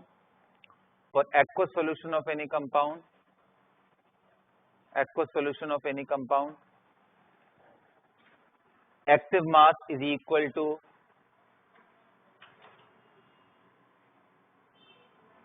active mass is equal to molarity. Molarity सबको मालूम है बेटा, बताओ जी मोलैरिटी क्या होता है? Molarity क्या होता है? Number of mole of solute per unit volume, यही होता है ना, मोल पर यूनिट। जिनको नहीं मालूम है ध्यान देता, नोट कर लिए, नोट कर लिए। अब गैसेस के लिए क्या बोले? तो देखो गैस के लिए हम दोनों तरीके से ले सकते हैं, उसका मोल पर लीटर यानी मोलैरिटी भी, या फिर उसका pressure in atmosphere. Pressure in atmosphere कब लेते हैं? जब जनरली मिक्स टाइप में रिएक्शन हो कि एक्वस सॉलिड सब कुछ मिल गया हो तब। वरना अगर गैस सॉलिड का मिक्सचर है या गैस गैस का है तो एक्टिव मास वहां पे जनरली हम दोनों में से कोई ले सकते हैं डिपेंडिंग ऑन द क्वेश्चन। ठीक है, वो डिफाइन रहेगा, वो हम लोग देख लेंगे। अंडरस्टूड? तो इसलिए मैं गैस को ऐसे ही एम्प्टी छोड़ दे रहा हूं, चलेगा? तो गैसेस के लिए आप लिख लो pressure oblique molarity. Pressure in atmosphere, pressure in atmosphere oblique molarity depending on, हाँ जी हाँ जी, active mass of gas for gases, molarity और pressure in atmosphere. Pressure in atmosphere लिखना तो उसके ब्रैकेट में लिख लेना अंडर सर्टेन कंडीशन, अदरवाइज उसका भी मोलैरिटी ही रखेंगे। अरे अंडरस्टूड? अंडरस्टूड ना? बोलो भाई।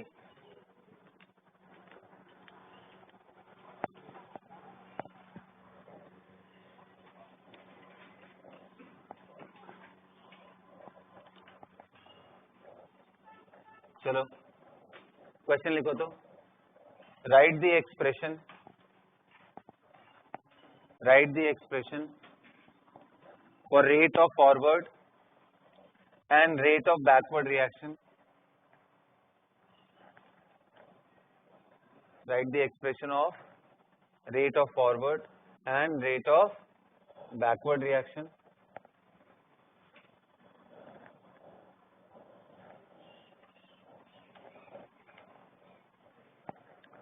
for the following reactions। चलो मैं पहला दे रहा हूं आपके सामने, P4 solid when heated with oxygen it forms P4O10 solid।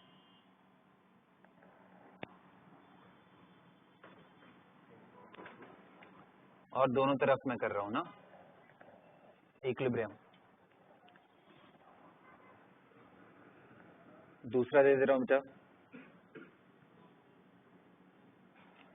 Calcium carbonate solid when heated strongly it forms CaO solid, CO2 gas।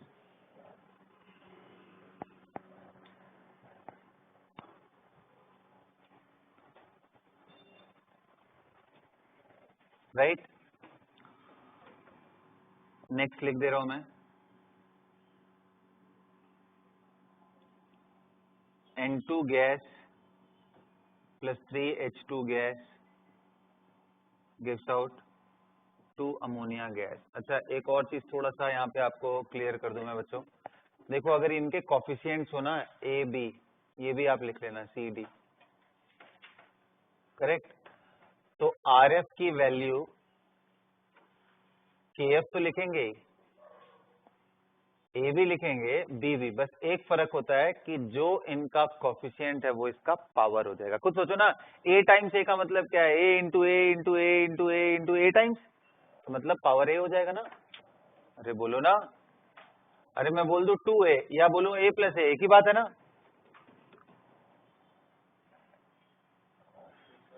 समझ गए? तो a एंड b वो उनके पावर हो जाते हैं, ये ध्यान रखना।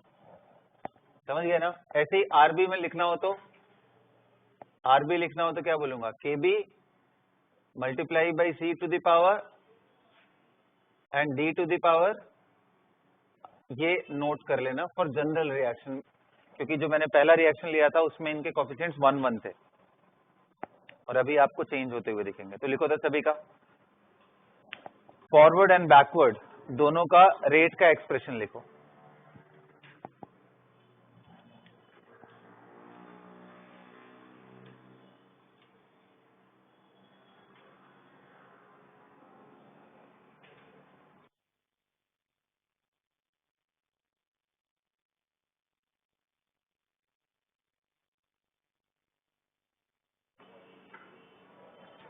b to the power small b होगा माय बैड।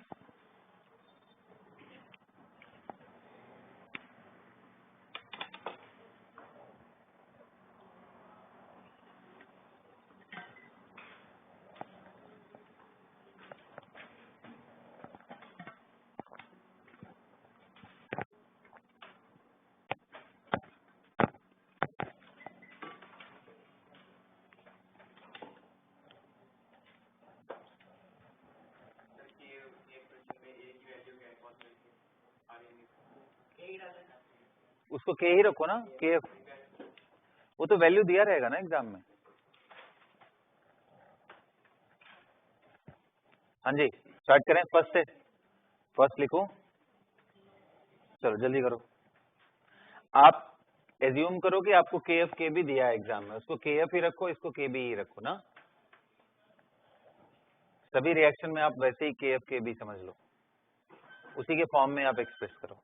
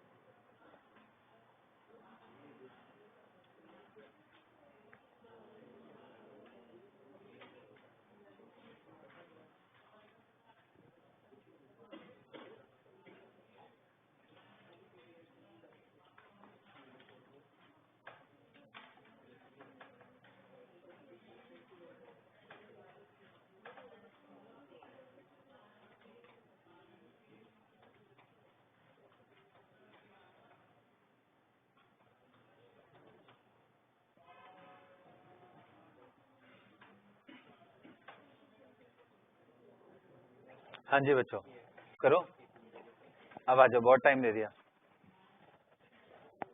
अब बताओ आर एफ लिखोगे तो क्या लिखोगे, के एफ मल्टीप्लाई बाई, लिखना चाहिए हमें एक्टिव मास ऑफ P4 और लिखना चाहिए active mass of oxygen to the power 5, और ये वैल्यू कितना हो जाएगा बेटा, ये वैल्यू मतलब इसको कायदे से ऐसे ना लिख करके ऐसे लिखना चाहिए, के एफ, बेसिकली ये नया कांस्टेंट हो जाएगा के डैश, दिस इनटू दिस ना, ये तो फिक्स वैल्यू होगी ना मोलैरिटी की, तो वो कांस्टेंट, समझ गए, यही कहने का मतलब होता है। ऐसे ही के बी लिखोगे तो कितने लोग कह रहे हैं K B will be equal to, sorry R B will be equal to, कितने लोग कह रहे हैं बस के बी लिखना पड़ेगा सर, क्योंकि ये तो सॉलिड ही है, तो खत्म।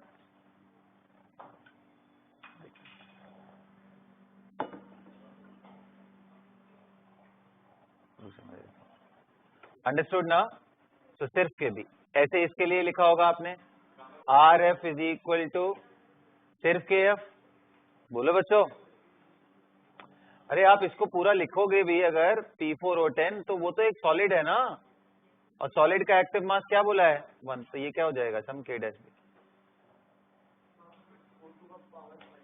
हाँ पावर 5, सॉरी मैं भूल गया, पावर 5 रहेगा। डिपेंड करता है कि किस यूनिट में आप एक्सप्रेस कर रहे हो। मैंने बोला ना कि दोनों तरीके से लिया जाता है। अच्छा, यहाँ पे RF KF कुछ नहीं होगा, RB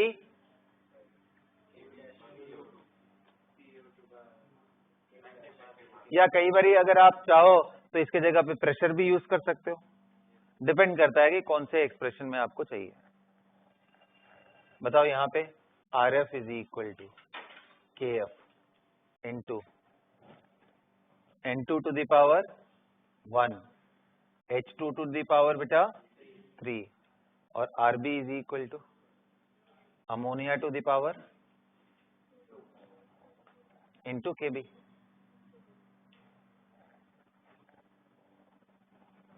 कितने लोग करेक्ट हुआ? तीनों हाथ उठो। चलो अच्छा, कोई बात नहीं, कोई बात नहीं। देखो अभी लिख, हाँ जी बोलो। यहाँ पे हम जो भी कहते हैं उसका एक्टिव मास 1 कंसीडर करते हैं क्योंकि उनका प्रेशर इन एटमॉस्फेयर 1 हो जाएगा अगर हम स्टैंडर्ड उस पे कर रहे हैं सर। नहीं, तो मैंने ऐसा थोड़ी ना बोला कि उनको आप फिक्स करो। केमिकल रिएक्शन हो रहा है तो इनके प्रेशर तो चेंज होंगे ना। आप इनको 2 ATM पे भी ले सकते हो, इनको 5 ATM पे भी ले सकते हो। तो 2 - x, ये 5 - 3x, this will change with time ना। हाँ, वो दिया रहेगा ना एग्जाम में। जब क्वेश्चंस करने होंगे तो ये सारे कैलकुलेशंस दिए रहेंगे। तुम लोग टेंशन मत लो, अभी कराएंगे, अभी क्यों घबरा रहे हो। आज के क्लास में शायद आपको एक आधा न्यूमेरिकल मिल जाए, वरना आज का पूरा क्लास थ्योरेटिकल ही है। समझ गए ना, इसके अंडरस्टैंडिंग पे दिमाग लगाओ। और एकदम से न्यूमेरिकल स्टार्ट होगा और ये चैप्टर ही खत्म हो जाएगा उसके बाद। बहुत छोटा टॉपिक है ये। जितना हम लोग का थर्मो था उसका मतलब 1/10 भी नहीं बोलोगे, मतलब उसके हाफ से भी कम ही मान लो आप ना। तो 3 लेक्चर इज ऑप्टिमम। 4th अगर मैं, मेरा बहुत मन किया प्रैक्टिस कराने का तो मैं 4th लेक्चर भी ले सकता हूँ, वरना 3 में खत्म हो जाएगा अगले वीक तक। केमिकल आयनिक अगेन बिकम्स 4 लेक्चर एडिशनल। आप उसमें और ऐड कर लो, तो दोनों मिला दोगे अगर आप, तो फिर थर्मो से थोड़ा पीछे रहता है। हाँ, थर्मो बहुत बड़ा टॉपिक है ना। उसमें एक सबसे बड़ा प्रॉब्लम आता है ना, वो इंटीग्रेशन, वर्क के कैलकुलेशन और इन सब में। जब अगर आपका वो फंडामेंटल नहीं क्लियर है, लॉगरिथम पहली बार देख रहे हो, यहाँ आप आयनिक इक्विलिब्रियम में यूज टू हो जाओगे लॉग के। इतनी बार हम लोग करेंगे ना कि लॉगरिथम यूज टू हो जाओगे। बहुत आएगा, भागने वाला नहीं है। लॉग बहुत ज्यादा आएगा, डर के भाग जाओगे यहाँ से, है ना। इसलिए लॉगरिथम को जिसको भी नहीं आता है वो अच्छे से कर लो अपना मैथ्स में, लॉग कर लो। कम से कम बेसिक्स क्लियर रहने चाहिए ना। केमिस्ट्री में फिक्स चीजें हैं यार, वही, उसमें कौन सा घूमना इधर उधर है। log 2 log 3 की वैल्यू मालूम हो, log a इंटू बी को log a प्लस बी लिखना, a बाई बी को a माइनस बी लिखना, यही तो सारा रिपीटेड चीज आता है। उतना तो आप कर लो, वरना मैं मानूंगा यही कि यार तुम लोग घोर आलसी हो। समझते हो ना, घोर आलसी का मतलब कि मालूम है यही आने वाला है, फिर भी नहीं तैयार कर रहे हो। Don't be lazy guys, okay. चलो, तो ये खत्म हो गया हमारा रेट एक्सप्रेशन, एक्टिव मास। अभी भी क्यूरियोसिटी किस चीज पे है कि सर ये पूरा जो आप टर्म समझा रहे थे के का, उसमें क्या था, a e to the power minus A upon, ये किस चिड़िया का नाम है, what is this. Activation energy आखिर होता क्या है, लिखो। एक्टिवेशन एनर्जी,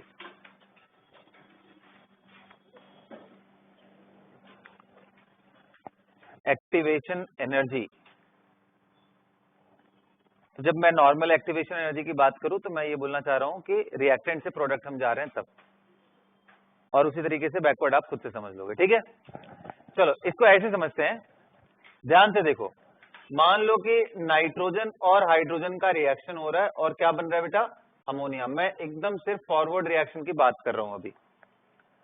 तो ये रिएक्शन कैसे होता है, तो यार एक नाइट्रोजन दूसरे नाइट्रोजन से जब कोलाइड करता है इंपैक्टफुली इन राइट ओरिएंटेशन, तो इनके अपने पुराने बॉन्ड ब्रेक हो रहे होते हैं, नया बॉन्ड बन रहा होता है। बोलो, तो अगर मैं पोटेंशियल की बात करूं, यहां पे एनर्जी की बात करूं, उनके पोटेंशियल एनर्जी की बात करूं विथ रिएक्शन कोऑर्डिनेट,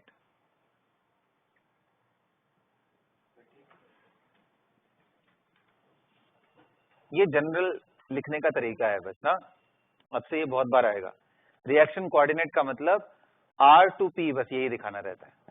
और एनर्जी का मतलब जब वो R से P में जा रहा है तो वो एनर्जी कैसे कैसे बदल रही है, समझ गए? अब थोड़ा ध्यान से देखो, N2 और H2 ये गैसेज हैं, ये कोलाइड जब कर रही होंगी तो क्या इनका एनर्जी कांस्टेंट होगा? तो आंसर है बिल्कुल नहीं सर। N2 का अपना इलेक्ट्रॉन क्लाउड है, अब हमें मालूम है कि भाई इसने सिग्मा बना रखा है, फिर पाई भी बना रखा है, फिर इसके अदर ऑर्बिटल्स भी है ना, ऐसा है कुल मिलाकर के N2। जब ये H2 के पास आएगा जो कि नॉर्मल इस तरीके से है, तो इनके इलेक्ट्रॉन क्लाउड पहले आपस में इंटरैक्ट होना स्टार्ट करेंगे और कितने लोग बोल रहे हैं कि रिपल्सन शुरू हो जाएगा सर। N2H2 में ये नजदीक आ रहे होंगे, रिपल्सन स्टार्ट। रिपल्सन जैसे ही स्टार्ट होता है पोटेंशियल एनर्जी बढ़ने लगती है। तो मतलब अगर मैं बोलूं कि ये रिएक्टेंट है, रिएक्टेंट, मैं नाइट्रोजन एंड हाइड्रोजन के एनर्जी लेवल को रिएक्टेंट के एनर्जी लेवल से मैं सिंबलाइज कर रहा हूं। Is that clear? तो जैसे जैसे ये नजदीक आ रहे होंगे इनकी एनर्जी बढ़ने लगेगी,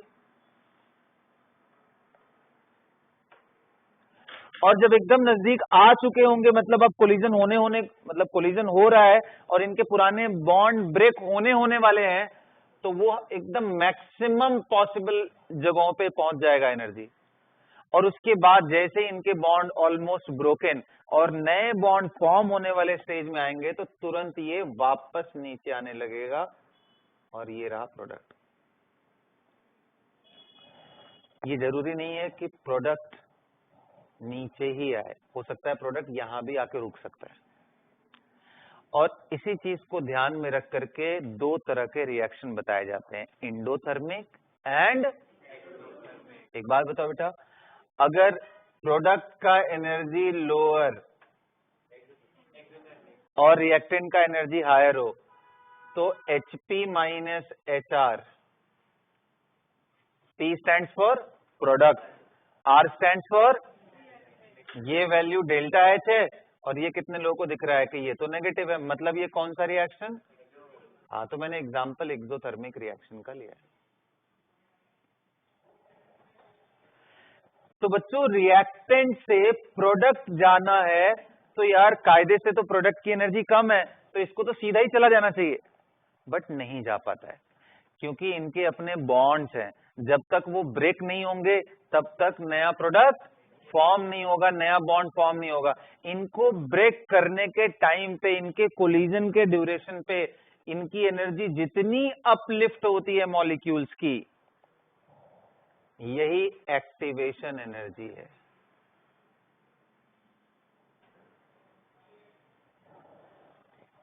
कैसे डिफाइन करते हैं? The minimum amount of extra energy required, क्योंकि रिएक्टेंट है किसी टेम्परेचर पे तो उसके पास एनर्जी होगी भाई। अगर वो आइडियल गैस है तो हमें मालूम है F/2 nRT उसकी काइनेटिक एनर्जी होती है, उसके पास तो पोटेंशियल होता नहीं। लेकिन जैसे जैसे वो नजदीक आके बॉन्ड ब्रेक करने वाले टेंडेंसी में आएगा तो उसकी एनर्जी और ऊपर स्पाइक करके यहां तक पहुंच जाएगी। अरे भाई अब ये रिपल्शन कर रहे हैं ना, करते करते करते, तो इसको कितना एक्स्ट्रा एनर्जी मैं दे दूं कि अब ये प्रोडक्ट बना ले। The minimum amount of extra energy required to a reactant molecule so that it can form product. मान लो ये इसकी एनर्जी 50 है, बट यहां तक जाने के लिए इसको 100 चाहिए। 50 ये पहले है और ये मान लो 100 है, तो जब तक इसकी एनर्जी 150 नहीं होगी तब तक ये प्रोडक्ट की तरफ बन ही नहीं सकता है। तो ये जो एनर्जी है ना, ये वाली, यही है एक्टिवेशन एनर्जी। अच्छा, यहाँ पे F क्यों लिखा? क्योंकि भाई वो नाइट्रोजन हाइड्रोजन को टकराने के लिए यहां तक जाना पड़ेगा ताकि उनके पुराने बॉन्ड ब्रेक हो, तो इसलिए वो फॉरवर्ड लिखा। उसी तरीके से कितने लोग कह रहे हैं ये बैकवर्ड हो जाएगा, फिर ये भी हो जाएगा। अरे बोलो ना कि भाई प्रोडक्ट की एनर्जी से EAB, activation energy for backward, EAB। उसी तरीके से प्रोडक्ट आपस में जब कोलाइड कर रहे होंगे, मतलब एक अमोनिया दूसरे अमोनिया जब आपस में कोलाइड कर रहे होंगे तो उनको और थोड़ी मेहनत करनी पड़ेगी, तब जाकर के आएगा। थैंक गॉड ये चीज बीच में है। ये अगर एक्टिवेशन एनर्जी नहीं होता तो दुनिया में तबाही मच जाती, क्योंकि एक्टिवेशन एनर्जी नहीं होता तो हर चीज अपने सबसे स्टेबल फॉर्म में जाना चाहती, तब आपको देखने में कभी नाइट्रोजन दुनिया में दिखता ही नहीं, क्योंकि नाइट्रोजन हाइड्रोजन कहीं भी दुनिया में हो रहे होते, मिलते ही वो अमोनिया बना देते। ये ऐसा होता नहीं है कि ये तुरंत बना दे, बल्कि बीच में एक्टिवेशन एनर्जी का बैरियर है। जब तक वो बैरियर यहाँ तक पहुंचेगा नहीं, तब तक दूसरे जगह पे वो जा नहीं सकता। ये बैरियर ही है जो रिएक्टेंट को रिएक्टेंट साइड एंड प्रोडक्ट को प्रोडक्ट साइड स्टेबल बनाए हुए। लेकिन फिर भी बीच में आके कोई उन्हें हीटिंग कर दे, झगड़ा लगा दे बीच में उनके, तो लड़ झगड़ करके यहाँ तक पहुंच जाएंगे और फाइनली इस साइड से इस साइड आ जाएंगे। ठीक उसी तरीके से इन पे अगर आप वो कर दो तो ये इस साइड से इस साइड आ सकते हैं। तो ये मतलब है बच्चों activation energy for forward and activation energy for backward. अब ये बैरियर आप जितना कम करते जाओ, कॉमन सेंस लगाओ, रिएक्शन उतना ही इजिली रिएक्टेंट से प्रोडक्ट एंड प्रोडक्ट से रिएक्टेंट जाने लग जाएगा। बोलो, आसानी से भी जाएगा और फास्ट भी जाएगा। अरे बच्चों बोलो, तो अगर एक्टिवेशन एनर्जी कम कर दो तो रिएक्शन का रेट फास्ट होता जाता है। यानी जो रिएक्शन इंस्टेंटेनियस होते हैं उनके एक्टिवेशन एनर्जी बहुत कम होता है, बहुत कम। जैसे आयनिक रिएक्शन, आपने NaCl एक्वस लिया, सॉरी सोडियम सल्फेट एक्वस लिया, बेरियम सल्फेट बेरियम क्लोराइड लिया और दोनों को मिलाया नहीं कि प्रेसिपिटेट मिल गया। इसका मतलब वहां पे उनके बीच में रिपल्सिव बैरियर बहुत ज्यादा है ही नहीं, बहुत कम है, तो इसलिए वो ऐड करते ही तुरंत पहुंच गए। और जिनका एक्टिवेशन एनर्जी जितना ज्यादा, जितना पहाड़ का हाइट ऊपर रखोगे उतनी तकलीफ होने वाली है। तकलीफ कहने का मतलब उतना ही टाइम लगेगा, उतना ही रिएक्शन स्लो हो जाएगा। रिएक्शन फास्ट होते हुए भी रिवर्सिबल हो सकते हैं, स्लो होते हुए भी रिवर्सिबल हो सकते हैं।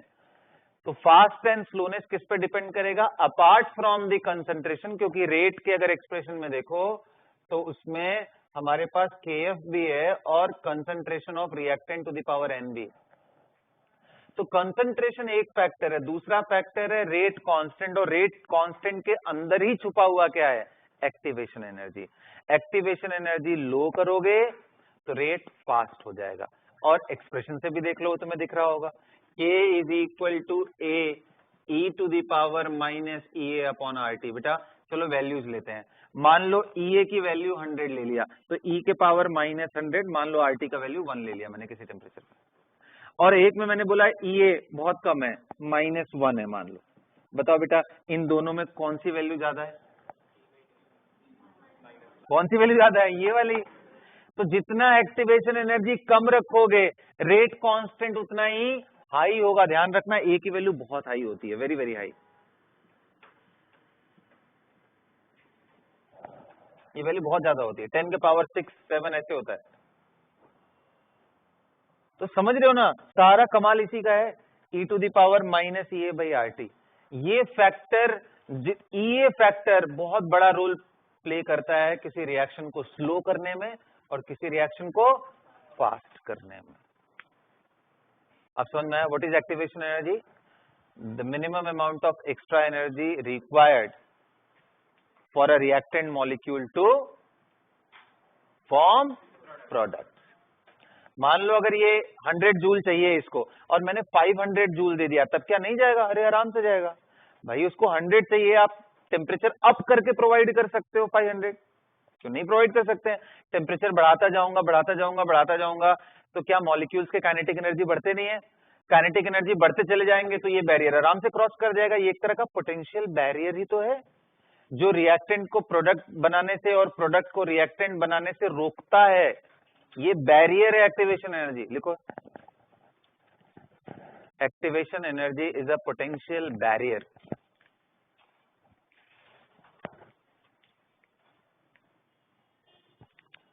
Activation energy is a potential barrier, right? Understood? Full stop लगाओ. It is defined as the minimum amount of energy required. It is defined as the minimum amount of energy required. ये कौन सी energy की मैं बात कर रहा हूं? Reactant को कितनी एनर्जी चाहिए, the minimum amount of extra energy भी लिख सकते हो और क्लियर रहेगा फिर।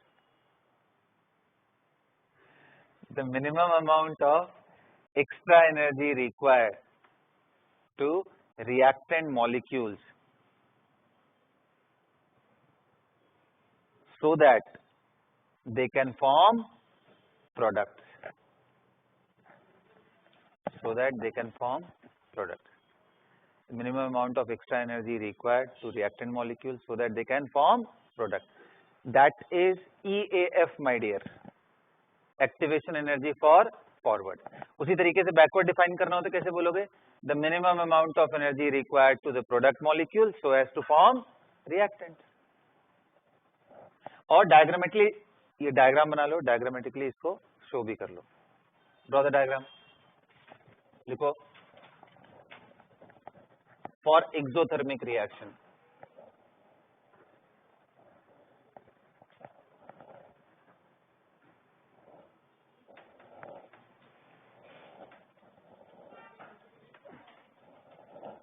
इस साइड आप एनर्जी लिख लेना. ये कौन सा एनर्जी? ऑफ कोर्स ये पोटेंशियल मैप है. ये कौन सा स्टेट है? इसको बोलते हैं एक्टिवेटेड स्टेट.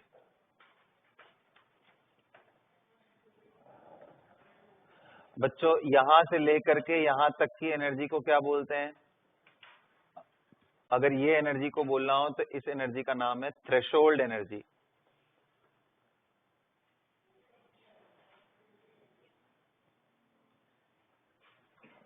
जीरो से एक्टिवेटेड स्टेट की एनर्जी को थ्रेशोल्ड एनर्जी बोलते हैं.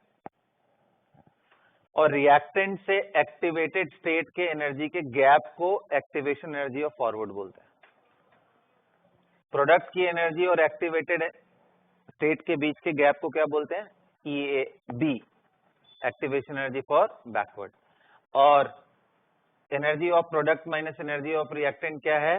Change in enthalpy. अच्छा, कितने लोग बोल रहे हैं कि डेल्टा एच को चलो सर आपने ऐसे तो डिफाइन कर ही दिया, एक तरीका और भी तो है. देखो ध्यान से, मैं लिखने जा रहा हूं, बताओ सही लिख रहा हूं या नहीं. EAF minus EAB. Can I write like this? Can I write like this? Activation energy, can I write like this? हाँ देखो, EAF इतना है, EAB इतना था, दिस माइनस दिस. ये नहीं हो रहा है. EAF माइनस EAB, तभी तो नेगेटिव आएगा ना ये. EAF activation energy. तो इस डेल्टा एच को आप दोनों फॉर्म में लिख सकते हो. और ये कौन सा रिएक्शन दिखाया है बच्चों? एक्सोथर्मिक ना. एनर्जी डायग्राम फॉर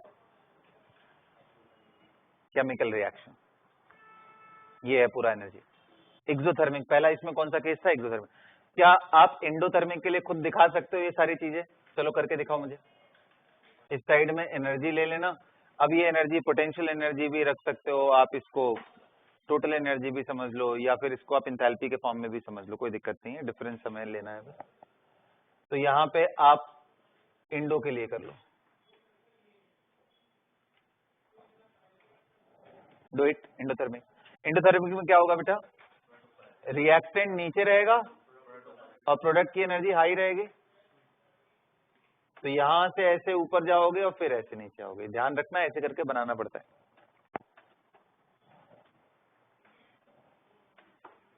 ये जनरल रिप्रेजेंटेशन. तो यहाँ पे एक्टिवेशन एनर्जी फॉरवर्ड क्या हो जाएगी बेटा? ये हो जाएगी एक्टिवेटेड स्टेट, ये EAF फॉरवर्ड, और इस बार EAB. तो क्या आप बोल सकते हो एंडोथर्मिक के लिए EAF will be greater than EAB? बोलो. और एक्सोथर्मिक के लिए बोल सकते हो कि EAB is greater than EAF. याद रहना चाहिए, छोटे छोटे क्वेश्चंस बहुत बनते हैं यहाँ से. EAF ग्रेटर देन EAB और यहाँ पे EAB ग्रेटर देन EAF. अच्छा, इसका डेल्टा एच निकालना हो तो भी बहुत आसान है सर. यही तो है डेल्टा एच. यहाँ से यहाँ के बीच के गैप को ही क्या बोल रहे हैं, डेल्टा एच। डेल्टा एच क्या होगा, EAF माइनस EAB। तो दोनों जगह फॉर्मूला सेम ही है, देखो EAF minus EAB। Of course it is equal to HP minus HR, इसमें तो कोई डाउट ही नहीं है। प्रोडक्ट की एंथैल्पी माइनस रिएक्टेंट्स की एंथैल्पी, इसी को क्या बोलते हैं।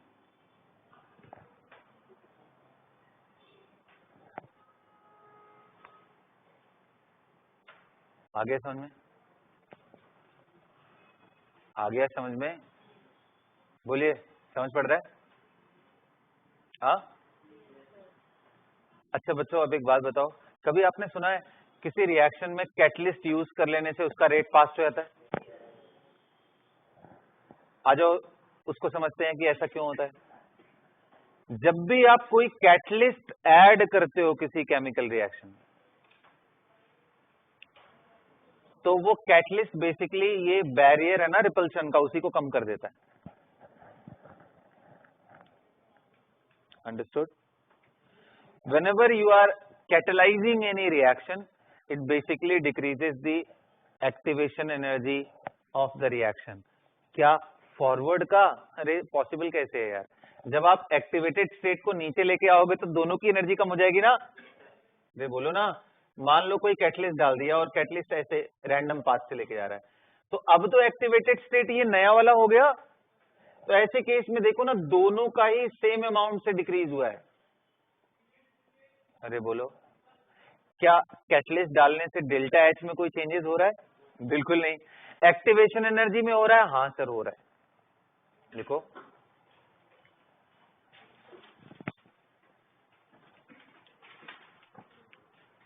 Addition of catalyst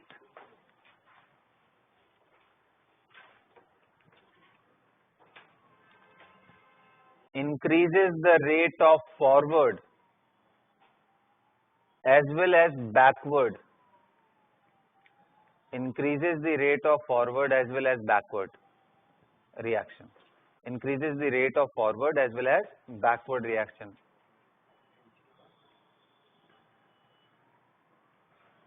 Catalyst to a chemical reaction increases the rate of forward as well as backward reaction। बच्चों ना, फॉरवर्ड बैकवर्ड दोनों ही रिएक्शन का रेट इंक्रीज करता है। कौन? कैटलिस्ट। आ रहा है बात समझ में? अब क्वेश्चन ये आता है, सर किसको ज्यादा इंक्रीज करता है, किसी को कम इंक्रीज करता है क्या? चलो मान तो लिया दोनों को इंक्रीज करेगा, बट किसी को ज्यादा किसी को कम, क्या आंसर है? बिल्कुल नहीं, क्योंकि अगर इधर से x अमाउंट कम हुआ तो इस साइड से भी x अमाउंट कम हुआ। अरे समझ रहे हो? तो मैं चलो यहाँ पे तुम्हें करके दिखाता हूं। जो k डैश है वो क्या हो गया, a e to the power minus time EA minus x हो गया अपॉन RT। अरे ये x क्या, x अमाउंट जो डिक्रीज किया, ये किसको डिक्रीज किया? एक्टिवेटेड स्टेट की एनर्जी को डिक्रीज किया। आप ऐसे करके ना लिख सकते हो बच्चों कि कैटलिस्ट के, ये कैटलिस्ट, ये डॉट डॉट डॉट वाला किसको रिप्रेजेंट करता है? Catalysed state, catalysed reaction. तो थोड़ा इसको नीचे लेके आ गए, तो ये साफ दिख रहा है ना बेटा कि आप इधर से भी इतना ही कम कर रहे हो, इधर से भी इतना ही कम कर रहे हो, तो उसी को मैंने x मान लिया। आप बिल्कुल फ्रेश डायग्राम बना के करना ना। तो अगर x करोगे तो क्या आ जाएगा, ये e टू दी पावर, बताओ भाई, इसको सिंप्लीफाई कर लेते हैं, minus EA upon RT plus x upon RT। अरे बोलो यार, अब इसको थोड़ा बताओ, e के पावर a प्लस b हो तो क्या मैं इसको लिख सकता हूँ, a e to the power minus EA by RT multiply by e to the power x upon RT। Can I write like this? अरे बाबा, मैं बोलूं कि 3 टू दी पावर 5 है, क्या मैं इसको लिख सकता हूँ 3 टू दी पावर 2 प्लस 3? और क्या मैं इसको ऐसे लिख सकता हूँ 3 to the power 2 multiply by 3 to the power 3? Can I write like this? That is what I have done here. अब बताओ, ये वैल्यू कितने लोग बोल रहे हैं, ये तो दोनों में ही कॉमन होके बाहर आएगा ना सर, और यही वैल्यू आएगा x upon RT, e to the power x upon RT। मतलब जितना गुना वो फॉरवर्ड रिएक्शन को बढ़ाएगा, उतना ही गुना वो बैकवर्ड रिएक्शन को भी बढ़ाने वाला है। Equal number of times increase करता है rate of forward as well as. तो ऐसा मत समझना कि कैटलिस्ट डाल देने से सिर्फ फॉरवर्ड फॉरवर्ड होगा, ऐसा कुछ नहीं है। जितना गुना फॉरवर्ड बढ़ेगा, उतना ही गुना बैकवर्ड रिएक्शन भी बढ़ता है। Equal number of times increase करता है, ये बात भी लिख लेना। और मैथमेटिकली आप उसको चाहो तो आपके लिए ये ऑप्शनल है, प्रूफ लिखना चाहो तो लिख लो, नहीं तो मत लिखो। A catalyst increases the rate of forward as well as rate of backward reaction with equal number of times, और वो कितने गुना बढ़ाता है, e to the power x upon RT। What is x? X is the amount of activation energy decreased या dropped in the activation energy, कितना drop हुआ।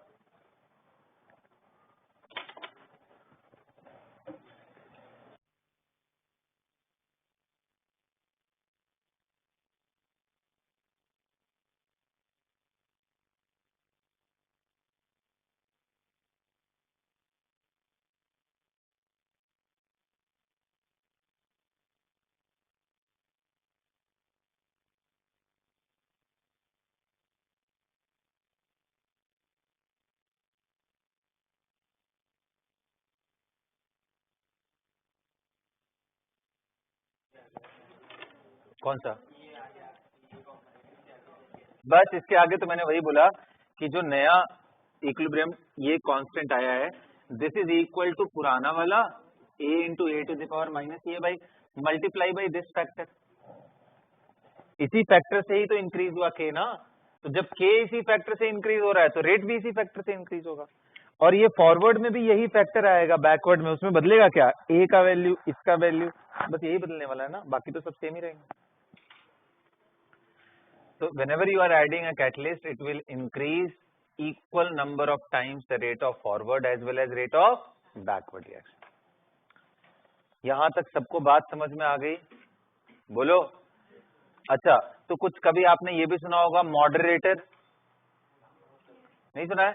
जैसे rate of reaction को बढ़ाया जा सकता है कोई कंपाउंड ऐड करके, वैसे ही रेट ऑफ रिएक्शन को कम भी किया जा सकता है। तो moderators increases the activation energy, वो इसके भी ऊपर लेके चले जाते हैं एनर्जी को। तो जब इंक्रीज करेगा तो स्लो डाउन कर देगा, दोनों तरफ इक्वल अमाउंट में स्लो डाउन करता है, ध्यान रहेगा। तो मॉडरेटर या कैटलिस्ट भी रेट को चेंज करते हैं। अरे बोलो, यहां तक सब क्लियर हो गया? कोई डाउट किसी को यहां तक नहीं है? बोलो। चलो अभी एक लास्ट क्वेश्चन इस पे मैं पूछता हूं आपसे, और देखता हूं कि आपका ओपिनियन इस पे क्या होता है। ठीक है बच्चों? और वो लास्ट क्वेश्चन क्या है, ध्यान से देखो तो।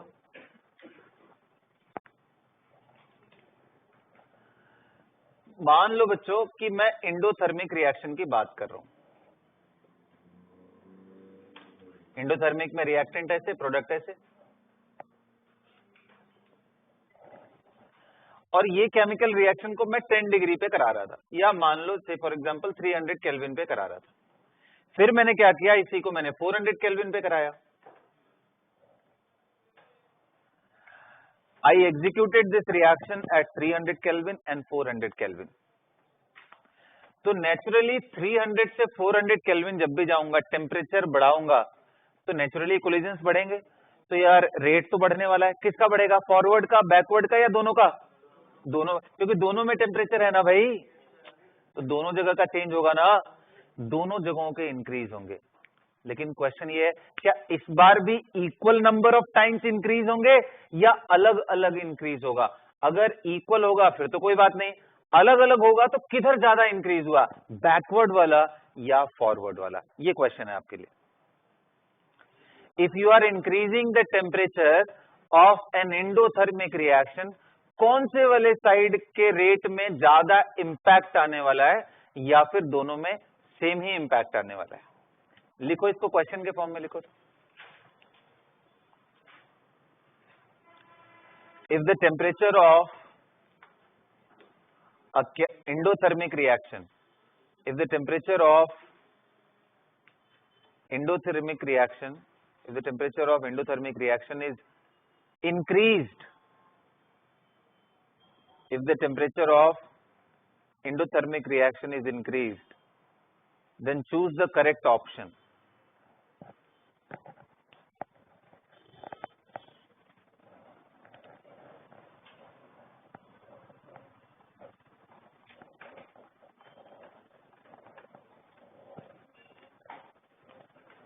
लिखो पहला option. the rate of forward and the rate of backward, the rate of forward and the rate of backward will increase to the same extent, will increase to the same extent. मतलब समझ गए ना, equal number of times में बोल रहा हूं increase कर रहा है. ऑप्शन बी लिखो. The rate of forward will increase but the rate of backward will decrease.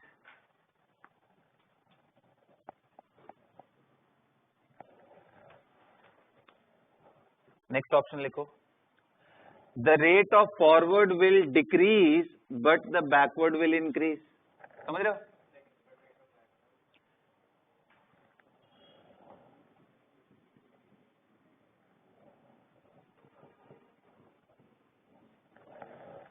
है ना. सेकेंड ऑप्शन क्या बोला? Rate of forward will increase but the rate of backward will decrease. Third मैंने क्या बोला है? Rate of forward will decrease and rate of backward will increase. Option D बोला है rate of forward and rate of backward both will increase but, एक और option डालूंगा इसमें ना, ई भी डाल दूंगा. Rate of forward and rate of backward both will increase, but the amount of increase in forward will be more as compared to the amount of increase in rate as, but the rate of increase in, यार क्या लिखवा रहा था यार, but the amount of increase in forward will be more as compared to backward. And last लिख लेना, both RF and RB will increase but the amount of increase will be more in backward as compared to forward. अरे question clear हुआ ना कि भाई पहला question तो ये है कि अगर टेम्परेचर बढ़ाओगे तो क्या दोनों बढ़ेंगे? अगर दोनों बढ़ रहे हैं तो ठीक बात है, दोनों में फिर इक्वल नंबर ऑफ टाइम्स बढ़ेंगे या अनइक्वल. अगर अनइक्वल भी हो रहे हैं तो किसका ज्यादा बढ़ेगा? ये मेरे पूरे क्वेश्चन का एसेंस है. दिमाग लगाओ, देखते हैं. या इसको सोच के आओगे? सोच के आओगे तुम लोग तो बेटा नोटबुक बंद करोगे और अगले क्लास में आ जाओगे और बोलोगे सर सोचा तो था, कुछ भी आया नहीं. हाँ बताओ, अभी बोलो. सर रेट की यूनिट अपॉन टाइम. रेट की यूनिट आप पूछना चाह रहे हो? तो रेट की यूनिट तो होगी मोल पर litre per unit. This is the unit of. अगली क्लास में ये सब और डिस्कस करूंगा ना, यूनिट ऑफ रेट. चलो, सो दैट्स ऑल. ये आपके लिए क्वेश्चन है लेकिन इस पर जरूर सोचना है ना.